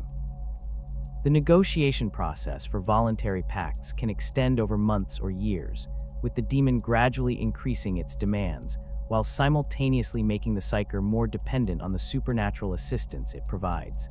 Initial requests might involve simple tasks such as gathering information, influencing specific individuals, or performing minor rituals that appear harmless or even beneficial. As the relationship develops, the demon's demands become increasingly extreme and morally questionable, though the psychological conditioning that accompanies the pact often prevents the Psyker from recognizing the gradual erosion of their free will and moral judgment. The binding mechanisms that enforce voluntary pacts operate on both psychological and spiritual levels, creating dependencies that become increasingly difficult to break as the relationship progresses. The demon's presence within the Psyker's consciousness creates alterations in brain chemistry and neural pathway development that make independent thought and decision-making progressively more difficult. Simultaneously, the spiritual connection between demon and host creates metaphysical bonds that persist even when the Psyker attempts to sever the relationship, allowing the entity to maintain influence through dreams, subconscious impulses, and apparently random thoughts that actually originate from the demon's manipulations. Forced invasion represents the most violent and traumatic form of demonic possession, typically occurring when powerful entities overcome a Psyker's defenses through sheer supernatural force rather than gradual manipulation and psychological conditioning. These invasions usually happen during moments of extreme psychic vulnerability, such as when the Psyker suffers severe backlash from failed psychic techniques, experiences traumatic psychological shock, or finds themselves exposed to concentrated chaos energies that overwhelm their natural defenses. The demon's assault on the Psyker's consciousness resembles a spiritual battle that occurs entirely within the Imperium, with the outcome determining whether the Psyker retains control of their body and mind or becomes a vessel for the invading entity. The initial moments of forced invasion involve the demon's attempt to establish beachheads within the Psyker's consciousness, targeting specific areas of mental function such as memory centers, emotional regulation systems, or the neural pathways responsible for voluntary motor control. The Psyker's resistance to this invasion depends heavily on their training, psychological conditioning, and natural strength of will, though even the most disciplined individuals can be overwhelmed by sufficiently powerful entities or multiple simultaneous attacks. The battle typically manifests as a series of psychic duels where the Psyker must defend their core identity, while the demon attempts to corrupt or subsume essential aspects of their personality and memory. The speed of forced possession varies dramatically depending on the relative power levels of the entities involved and the specific circumstances surrounding the invasion attempt. Weak demons attempting to possess experienced Psykers may require hours or days to achieve complete control, during which time the Psyker might retain enough autonomy to call for help or attempt emergency countermeasures.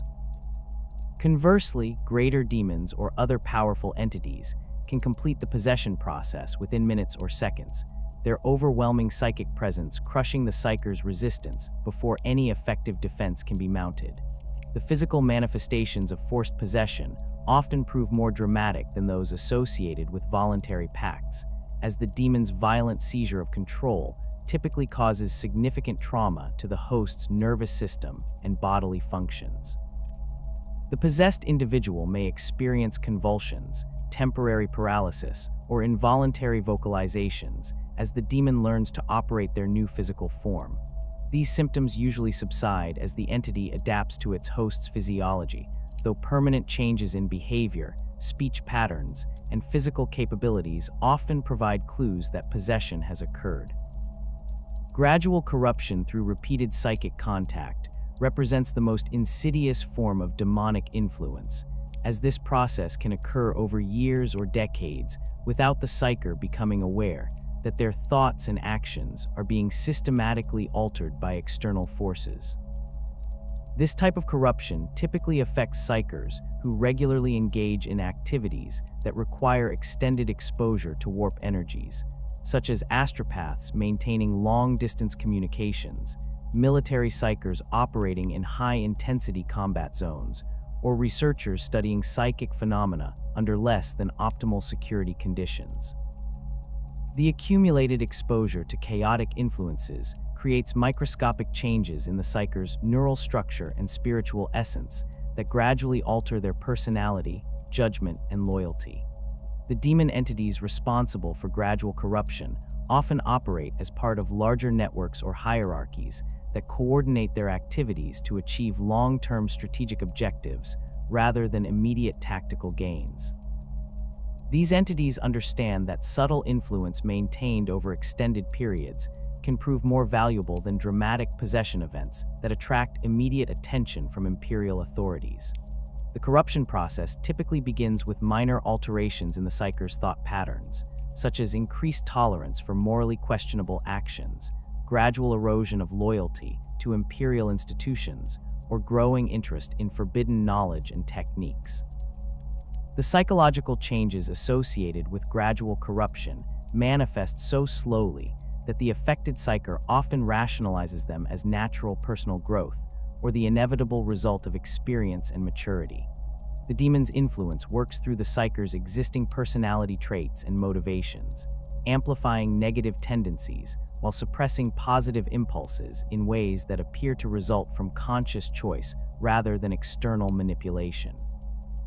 This approach proves particularly effective against individuals who pride themselves on their independence and rational decision-making, as they are less likely to suspect that their changing attitudes result from supernatural influence. The detection of gradual corruption presents significant challenges for Imperial authorities, as the affected Psykers often continue to perform their duties competently while showing no obvious signs of possession or spiritual contamination. The changes in their behavior and attitude typically fall within the normal range of human psychological variation, making it difficult to distinguish between natural personality development and supernatural influence without extensive investigation and testing. Advanced detection techniques may reveal subtle alterations in psychic emanations or spiritual resonance, though such methods require specialized equipment and trained personnel that are not always available in field conditions. The ecclesiarchy's approach to exorcism reflects millennia of accumulated experience in combating demonic possession, combining traditional religious practices with specialized techniques developed specifically for dealing with entities that have invaded human consciousness. The theoretical foundation of ecclesiarchal exorcism rests on the belief that the Emperor's divine presence can overwhelm and banish any demonic entity, regardless of its power level or the strength of its hold over the possessed individual. This faith-based approach emphasizes the spiritual aspects of possession rather than the purely psychic mechanisms involved, treating the condition as a form of spiritual illness that can be cured through proper application of divine intervention and religious ritual. Exorcist priests undergo extensive training that combines theological education with practical instruction in recognizing and combating various forms of demonic influence. Their preparation including exposure to controlled samples of chaos corruption under carefully monitored conditions that build immunity while providing hands-on experience with the phenomena they will encounter in the field. The training curriculum covers the identification of different types of possession, the specific weaknesses and vulnerabilities of various demonic entities, and the proper procedures for conducting exorcism, rituals under different circumstances and security conditions. The ritual components of ecclesiarchal exorcism typically involve multiple phases designed to weaken the demon's hold over its host, while simultaneously strengthening the possessed individual's connection to the Emperor's divine presence. The initial phase focuses on establishing protective barriers around the exorcism site using blessed oils, sacred symbols, and psychic wards that prevent the demon from calling upon external assistance or escaping to possess other individuals in the vicinity. These preparations also serve to concentrate the Emperor's divine influence within the ritual space, creating an environment that proves hostile to demonic entities while providing spiritual support for both the exorcist and the possessed individual.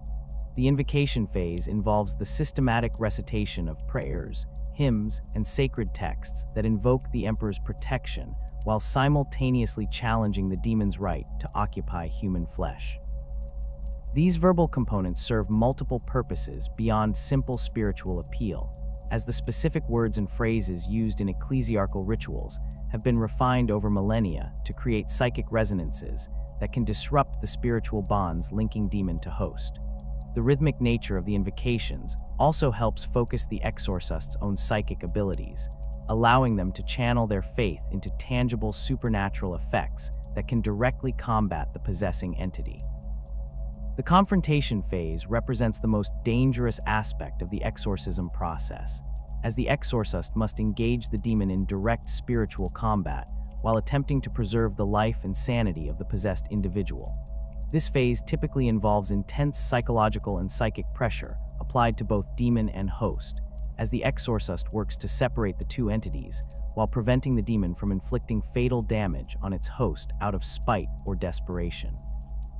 The success of this phase depends heavily on the exorcist's skill, the strength of their faith, and their ability to maintain focus despite the various forms of psychological attack and spiritual manipulation that the demon will employ to disrupt the ritual. The role of faith in ecclesiarchal exorcism extends beyond simple psychological comfort to encompass genuine supernatural effects that can manifest as tangible alterations in local reality and direct intervention in the spiritual battle between exorcist and demon. The Emperor's divine presence, channeled through the exorcist's faith and ritual actions, can create zones of spiritual purity that prove actively harmful to demonic entities while providing healing and protection for human souls.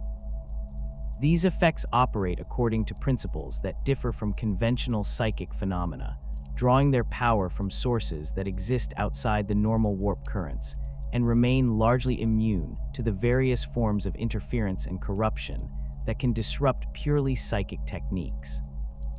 Sanctified weapons employed during exorcism rituals serve as both symbolic representations of divine authority and practical tools for combating entities that have achieved partial or complete materialization in real space. These weapons typically include blessed blades, consecrated firearms loaded with sanctified ammunition, and various specialized implements designed specifically for use against demonic entities. The sanctification process involves complex rituals that imbue ordinary weapons with spiritual properties that allow them to affect incorporeal beings, while simultaneously providing protection against the corrupting touch of chaos entities.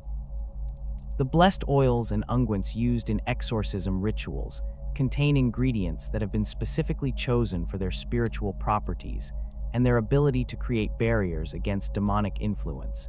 These substances, often including rare minerals, plant extracts, and other materials that have been exposed to concentrated divine energy through extended blessing ceremonies.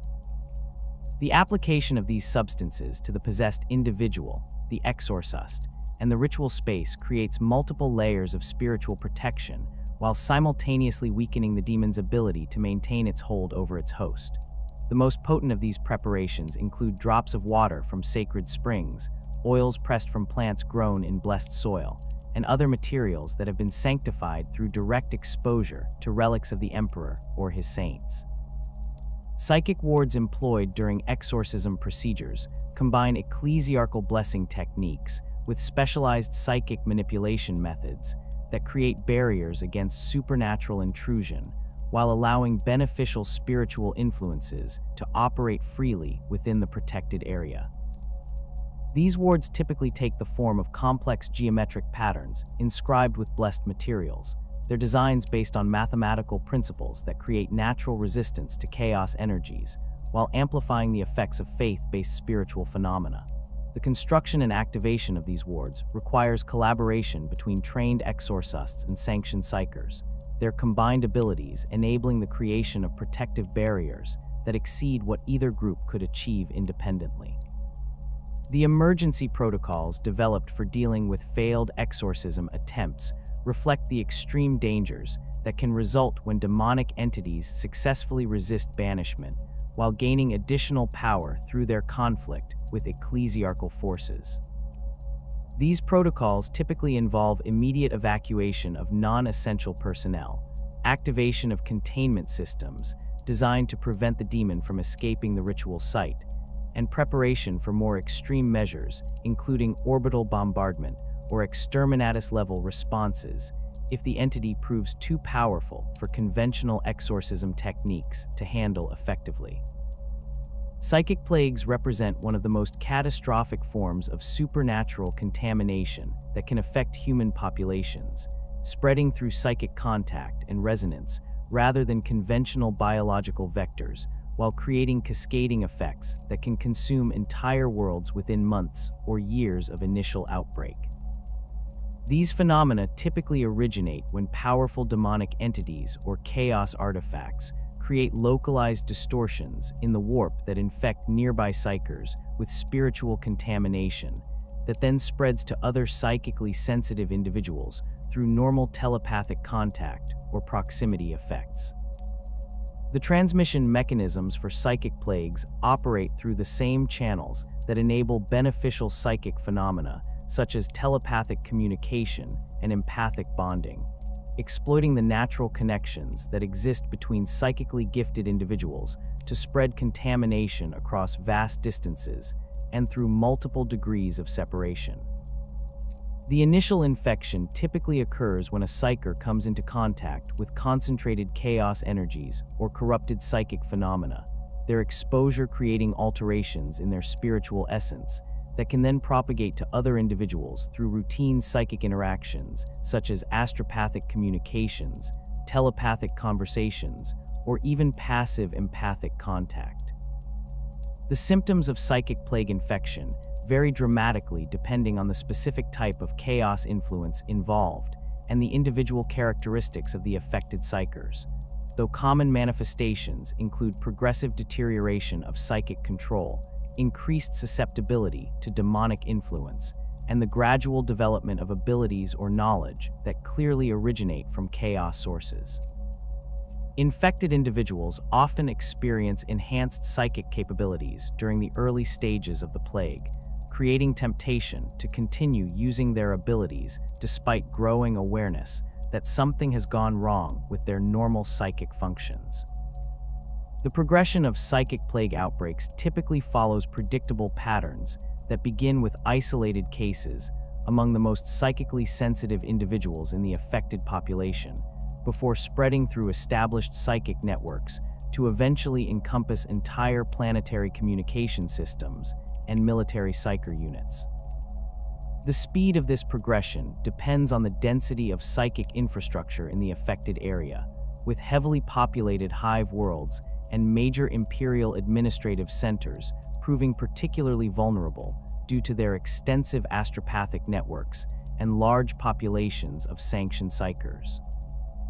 The detection of psychic plague outbreaks requires specialized monitoring systems that can identify the subtle alterations in psychic emanations and spiritual resonance that characterize the early stages of contamination. These systems typically incorporating both technological sensors and trained personnel capable of recognizing the specific signatures associated with different types of chaos influence. The challenge of early detection is compounded by the fact that many symptoms of psychic plague infection closely resemble the normal variations in psychic ability that occur due to stress, fatigue, or environmental factors, making it difficult to distinguish between genuine contamination and temporary fluctuations in psychic performance. The containment measures employed to prevent the spread of psychic plagues typically involve immediate isolation of suspected cases, implementation of psychic dampening fields that can disrupt the transmission of contaminated psychic signals, and emergency protocols that can sever communication links between affected areas and the broader Imperial psychic infrastructure. These measures often prove insufficient against advanced plague outbreaks, as the contamination can persist in dormant forms that resist conventional detection methods while retaining the ability to reactivate and spread when conditions become favorable. Mass possession events represent the ultimate expression of psychic plague contamination, occurring when the accumulated spiritual corruption within an affected population reaches critical mass and triggers simultaneous possession of hundreds or thousands of individuals by demonic entities that have been drawn to the area by the concentrated chaos energies. These events typically unfold with terrifying speed, as the sudden manifestation of multiple demons creates feedback loops that accelerate the corruption process while overwhelming the defensive capabilities of local Imperial forces. The tactical challenges presented by mass possession events exceed the capabilities of conventional military responses, as the possessed individuals retain their original knowledge, skills, and security clearances while gaining access to supernatural abilities that can neutralize most standard Imperial weapons and tactics. The affected population often includes key military personnel, administrative officials, and other individuals whose positions provide them with access to critical infrastructure and sensitive information that the possessing demons can exploit to maximize the damage they inflict on Imperial interests. The strategic implications of mass possession events extend far beyond the immediate tactical situation, as these incidents can compromise entire sectors' worth of military intelligence, disrupt critical supply lines and communication networks, and create permanent warp rifts that serve as invasion routes for additional chaos forces. The knowledge and capabilities that possessed individuals can provide to enemy forces often prove more valuable than any direct military damage they might inflict, making rapid containment and elimination of these threats a critical priority for Imperial response forces. Exterminatus-level responses to psychic plague outbreaks reflect the extreme measures that Imperial authorities consider necessary when conventional containment and treatment methods prove insufficient to prevent the spread of contamination to other worlds and systems. The decision to implement planetary destruction protocols requires authorization from the highest levels of Imperial command, though the speed with which psychic plagues can spread often necessitates immediate action by local commanders who lack the time to request formal approval through normal channels. The specific exterminatus methods employed against psychic plague outbreaks typically focus on techniques that can eliminate not only the physical population and infrastructure of affected worlds, but also the spiritual contamination that might otherwise persist in the local warp currents and potentially reinfect future colonization efforts. Cyclonic torpedoes and virus bombs prove effective against the biological aspects of plague outbreaks, while specialized weapons such as vortex warheads and reality bombs can address the supernatural elements that conventional ordnance might leave intact. The aftermath of exterminatus actions against psychic plague outbreaks requires extensive monitoring and quarantine procedures to ensure that the contamination has been completely eliminated and poses no further threat to Imperial interests. These procedures typically involve deployment of specialized investigation teams that can detect residual chaos influence while remaining immune to reinfection. Their equipment, including advanced psychic sensors, reality anchors, and other technologies designed to identify and neutralize supernatural threats that might have survived the initial destruction of the affected world. The increasing manifestation of psychic abilities across human populations represents one of the most significant evolutionary pressures facing the Imperium in the closing years of the 41st millennium, with birth rates of psychically gifted individuals rising exponentially across virtually every inhabited world within Imperial space. This phenomenon, which Imperial scholars term the Great Awakening, has accelerated dramatically following the formation of the Great Rift and the return of Robute Guilliman, creating unprecedented strain on the infrastructure designed to identify, collect, and process the growing numbers of Psykers emerging throughout human civilization. Statistical analysis conducted by the Adeptus Astartes indicates that psychic birth rates have increased by approximately 300% over the past century, with some sectors reporting even higher rates of manifestation among their populations. This dramatic surge affects all levels of human society, from the lowest underhive scum to the nobility of hive world spires, suggesting that the underlying genetic and environmental factors driving psychic evolution operate independently of social class, planetary conditions, or local cultural practices.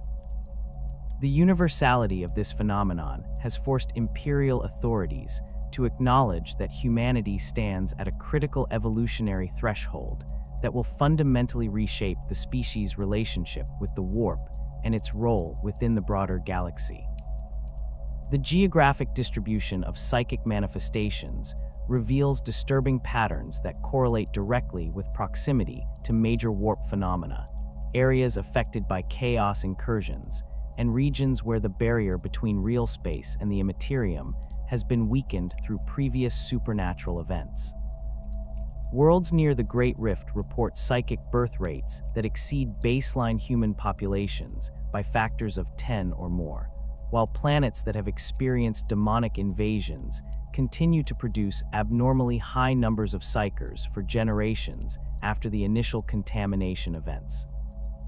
These correlations suggest that exposure to warp energies, whether direct or indirect, creates heritable changes in human genetic structure that increase the likelihood of psychic manifestation in subsequent generations. The quality and power levels of newly manifesting Psykers have also increased significantly, with a higher percentage of individuals displaying beta and alpha level abilities compared to historical norms. This trend toward more powerful psychic manifestations creates both opportunities and dangers for Imperial authorities, as these individuals possess greater potential utility for Imperial service, while simultaneously representing increased risks of catastrophic failure or chaos corruption. The enhanced abilities of modern Psykers often manifest earlier in their development and prove more difficult to control using traditional suppression techniques, requiring modifications to established training protocols and containment procedures. The strain on Imperial psychic infrastructure has reached critical levels in many sectors, with black ship collection routes stretched beyond their operational limits and processing facilities operating at maximum capacity, while still failing to keep pace with the growing numbers of Psykers requiring Imperial attention. The Adeptus Astartes has responded by expanding their fleet of collection vessels and establishing new training facilities on dozens of worlds, though these measures provide only temporary relief for a problem that continues to grow exponentially with each passing year. Regional variations in collection efficiency have created dangerous disparities in how different areas of the Imperium handle their psychic populations, with some sectors maintaining effective control over their Psyker demographics, while others struggle with growing populations of unsanctioned individuals who pose increasing threats to local stability. The most severely affected regions have begun implementing emergency protocols that prioritize the identification and elimination of dangerous Psykers over traditional collection and training procedures, reflecting the harsh reality that Imperial resources cannot accommodate every psychically gifted individual who requires attention. The administrative challenges created by the psychic population explosion extend beyond simple logistics to encompass fundamental questions about Imperial policy towards Psykers and their role in human society. Traditional approaches that treated psychic ability as a rare anomaly requiring special handling have proven inadequate for managing populations where psychic manifestation approaches or exceeds 10% of total births. Some imperial administrators have begun advocating for radical policy changes that would integrate psychic training into standard educational curricula, while others argue for more aggressive suppression measures that would eliminate psychic abilities through pharmaceutical or surgical intervention. The Astronomicans' ever-increasing appetite for psychic fuel has created additional pressure on Imperial Psyker management systems, as the beacon's power requirements continue to grow in response to the expanding Great Rift and the deteriorating stability of warp travel throughout Imperial space. Current consumption rates indicate that the Astronomican requires approximately 1,500 Psykers per day to maintain its current output levels, a figure that represents a 50% increase over historical norms and continues to climb as conditions within the warp become increasingly chaotic and unpredictable. The quality requirements for Astronomican fuel have also become more stringent, as the beacon's operators have discovered that only Psykers with specific combinations of psychic potential and spiritual purity can provide the stable energy output necessary for reliable operation. This selectivity has reduced the effective yield from each shipment of collected Psykers, forcing the Adeptus Astra Telepathica to process larger numbers of individuals to maintain adequate supplies for the beacon's operation, while simultaneously meeting the personnel requirements of other Imperial organizations that depend on psychic support. Emergency rationing protocols have been implemented across multiple sectors to ensure that critical Imperial functions continue to receive adequate psychic support despite the growing shortages of trained personnel. These protocols prioritize military operations, interstellar communication networks, and essential administrative functions, while reducing or eliminating psychic support for less critical activities. The implementation of rationing has created significant disruptions in Imperial operations, particularly in areas where psychic support had previously been considered routine rather than essential. Technological developments in psychic suppression have accelerated in response to the growing challenges of managing larger and more powerful Psyker populations, with the Adeptus Mechanicus investing significant resources in developing more effective and efficient methods for controlling psychic abilities. Advanced null field generators now incorporate sophisticated targeting systems that can selectively suppress specific types of psychic ability while leaving others unaffected, enabling more precise control over Psyker capabilities without completely eliminating their utility for Imperial service. Portable suppression devices have been miniaturized to the point where they can be implanted directly into Psykers during their initial processing, creating permanent limitations on their abilities that operate automatically without requiring external monitoring or control systems. These implants can be programmed with specific parameters that allow approved psychic activities while preventing unauthorized use of abilities, though the long-term effects of such devices on Psyker health and psychological stability remain subjects of ongoing research and debate within Imperial medical circles. Pharmacological suppression techniques have evolved to include targeted compounds that can selectively inhibit different aspects of psychic ability, allowing Imperial authorities to create customized suppression regimens that address specific security concerns while preserving the psychic capabilities required for particular roles or assignments. These pharmaceutical approaches prove particularly valuable for managing Psykers who require temporary suppression during transport or processing, as they can be administered without the permanent alterations associated with surgical or technological interventions. The development of psychic enhancement technologies has proceeded in parallel with suppression research, driven by the recognition that Imperial forces require increasingly powerful psychic capabilities to address the growing supernatural threats facing human civilization. Psychic amplifiers have been refined to provide greater power multiplication with reduced risk of catastrophic feedback, their improved designs incorporating safety systems that can automatically disconnect enhancement circuits if dangerous resonance patterns develop within the user's psychic matrix. Neural interface systems now enable direct connection between Psykers and various types of Imperial technology, creating hybrid human-machine systems that can achieve capabilities exceeding those of either component operating independently. These interfaces prove particularly valuable in applications requiring precise control over complex systems, such as void ship navigation, planetary defense networks, and the operation of advanced weapon systems that benefit from psychic guidance and targeting assistance. Collective psychic arrays represent the most ambitious enhancement projects currently under development, involving the coordination of multiple Psykers working together to achieve effects that would be impossible for individual practitioners regardless of their personal power levels. These arrays typically incorporate technological components that facilitate communication and coordination between participating Psykers, while providing safety systems that can isolate individual members if they experience problems that might affect the entire group's stability and effectiveness.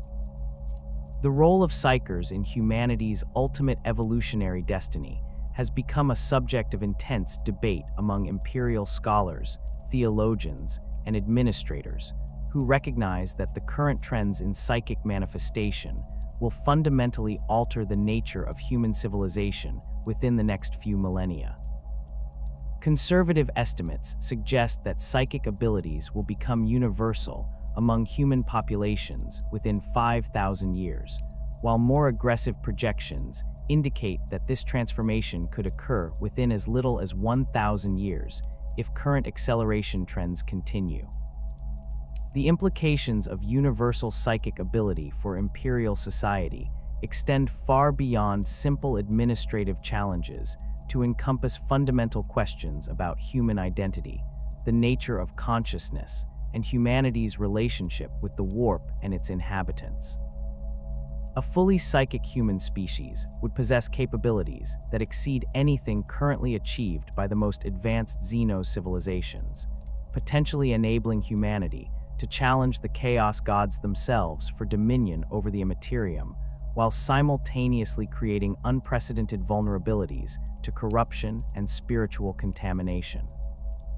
The Emperor's grand design for humanity's psychic evolution remains largely mysterious, though various Imperial scholars have proposed theories about his ultimate intentions based on fragmentary evidence gleaned from ancient texts, prophetic visions, and careful analysis of his actions throughout human history. Some theories suggest that the Emperor deliberately accelerated humanity's psychic evolution through his own actions and the various psychic phenomena associated with his presence, viewing the current crisis as a necessary transition period that will ultimately produce a species capable of surviving and thriving in a galaxy dominated by supernatural forces. Alternative interpretations of available evidence propose that the current psychic awakening represents an unintended consequence of the Emperor's long-term plans, possibly triggered by his confinement to the Golden Throne and the resulting disruption of carefully maintained psychic equilibria that he had established throughout human space. These theories suggest that the accelerating manifestation of psychic abilities represents a crisis that requires immediate intervention rather than a planned evolutionary step, though the specific nature of appropriate responses remains subjects of intense debate and speculation. The theological implications of humanity's psychic evolution have created significant tensions within the Imperial cult, as different factions struggle to reconcile traditional doctrines about human nature and divine will with the observable reality of rapidly changing psychic demographics. Orthodox theologians maintain that psychic abilities represent gifts from the Emperor that should be embraced and developed for the greater glory of humanity, while more conservative voices argue that the current trends represent dangerous deviations from the Emperor's original design that require correction through appropriate spiritual and technological interventions.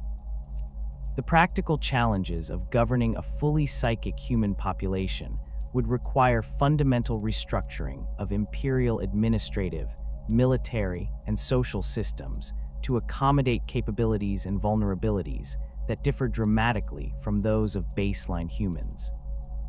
Traditional approaches to law enforcement, military discipline, and social control would prove inadequate for managing populations where every individual possesses abilities that could potentially threaten planetary security or enable resistance to imperial authority through supernatural means.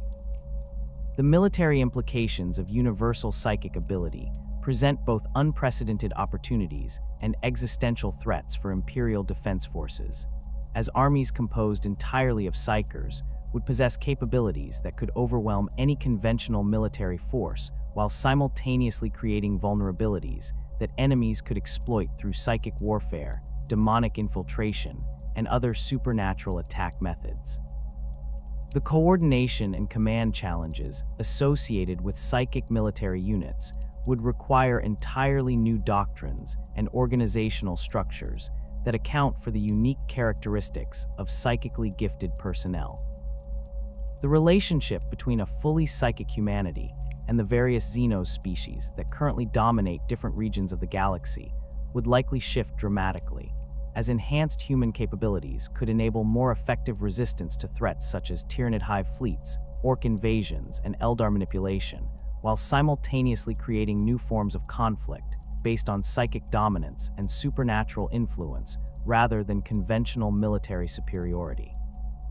The ultimate fate of the Chaos Gods themselves remains uncertain in scenarios where humanity achieves universal psychic ability, as the emotional and spiritual energy generated by billions of psychically active humans could either strengthen these entities beyond all previous limits or provide the foundation for new forms of warp-based consciousness that could challenge their dominion over the Imperium. The possibility that humanity's psychic evolution might culminate in the birth of a new chaos god dedicated to human interests represents both the greatest hope and most terrible fear associated with current evolutionary trends. As the 41st millennium draws toward its close, the Imperium of Man stands at a crossroads that will determine not only the survival of human civilization, but the fundamental nature of humanity itself. The growing tide of psychic awakening cannot be stopped or reversed through any known means, forcing imperial authorities to adapt their institutions and doctrines to accommodate realities that would have been unthinkable to previous generations. Whether this transformation leads to humanity's ascension to a higher form of existence or its complete destruction through chaos corruption remains to be determined by the choices made in the coming centuries. The Psykers who serve the Emperor in these dark times carry within themselves both the seeds of humanity's greatest triumph and the potential for its ultimate doom. Their abilities represent the cutting edge of human evolution, the tools through which the species might transcend its current limitations and achieve dominion over the galaxy itself. Yet these same gifts make them vulnerable to corruption by forces that seek nothing less than the complete annihilation of human civilization and the reduction of all reality to the primordial chaos from which it emerged.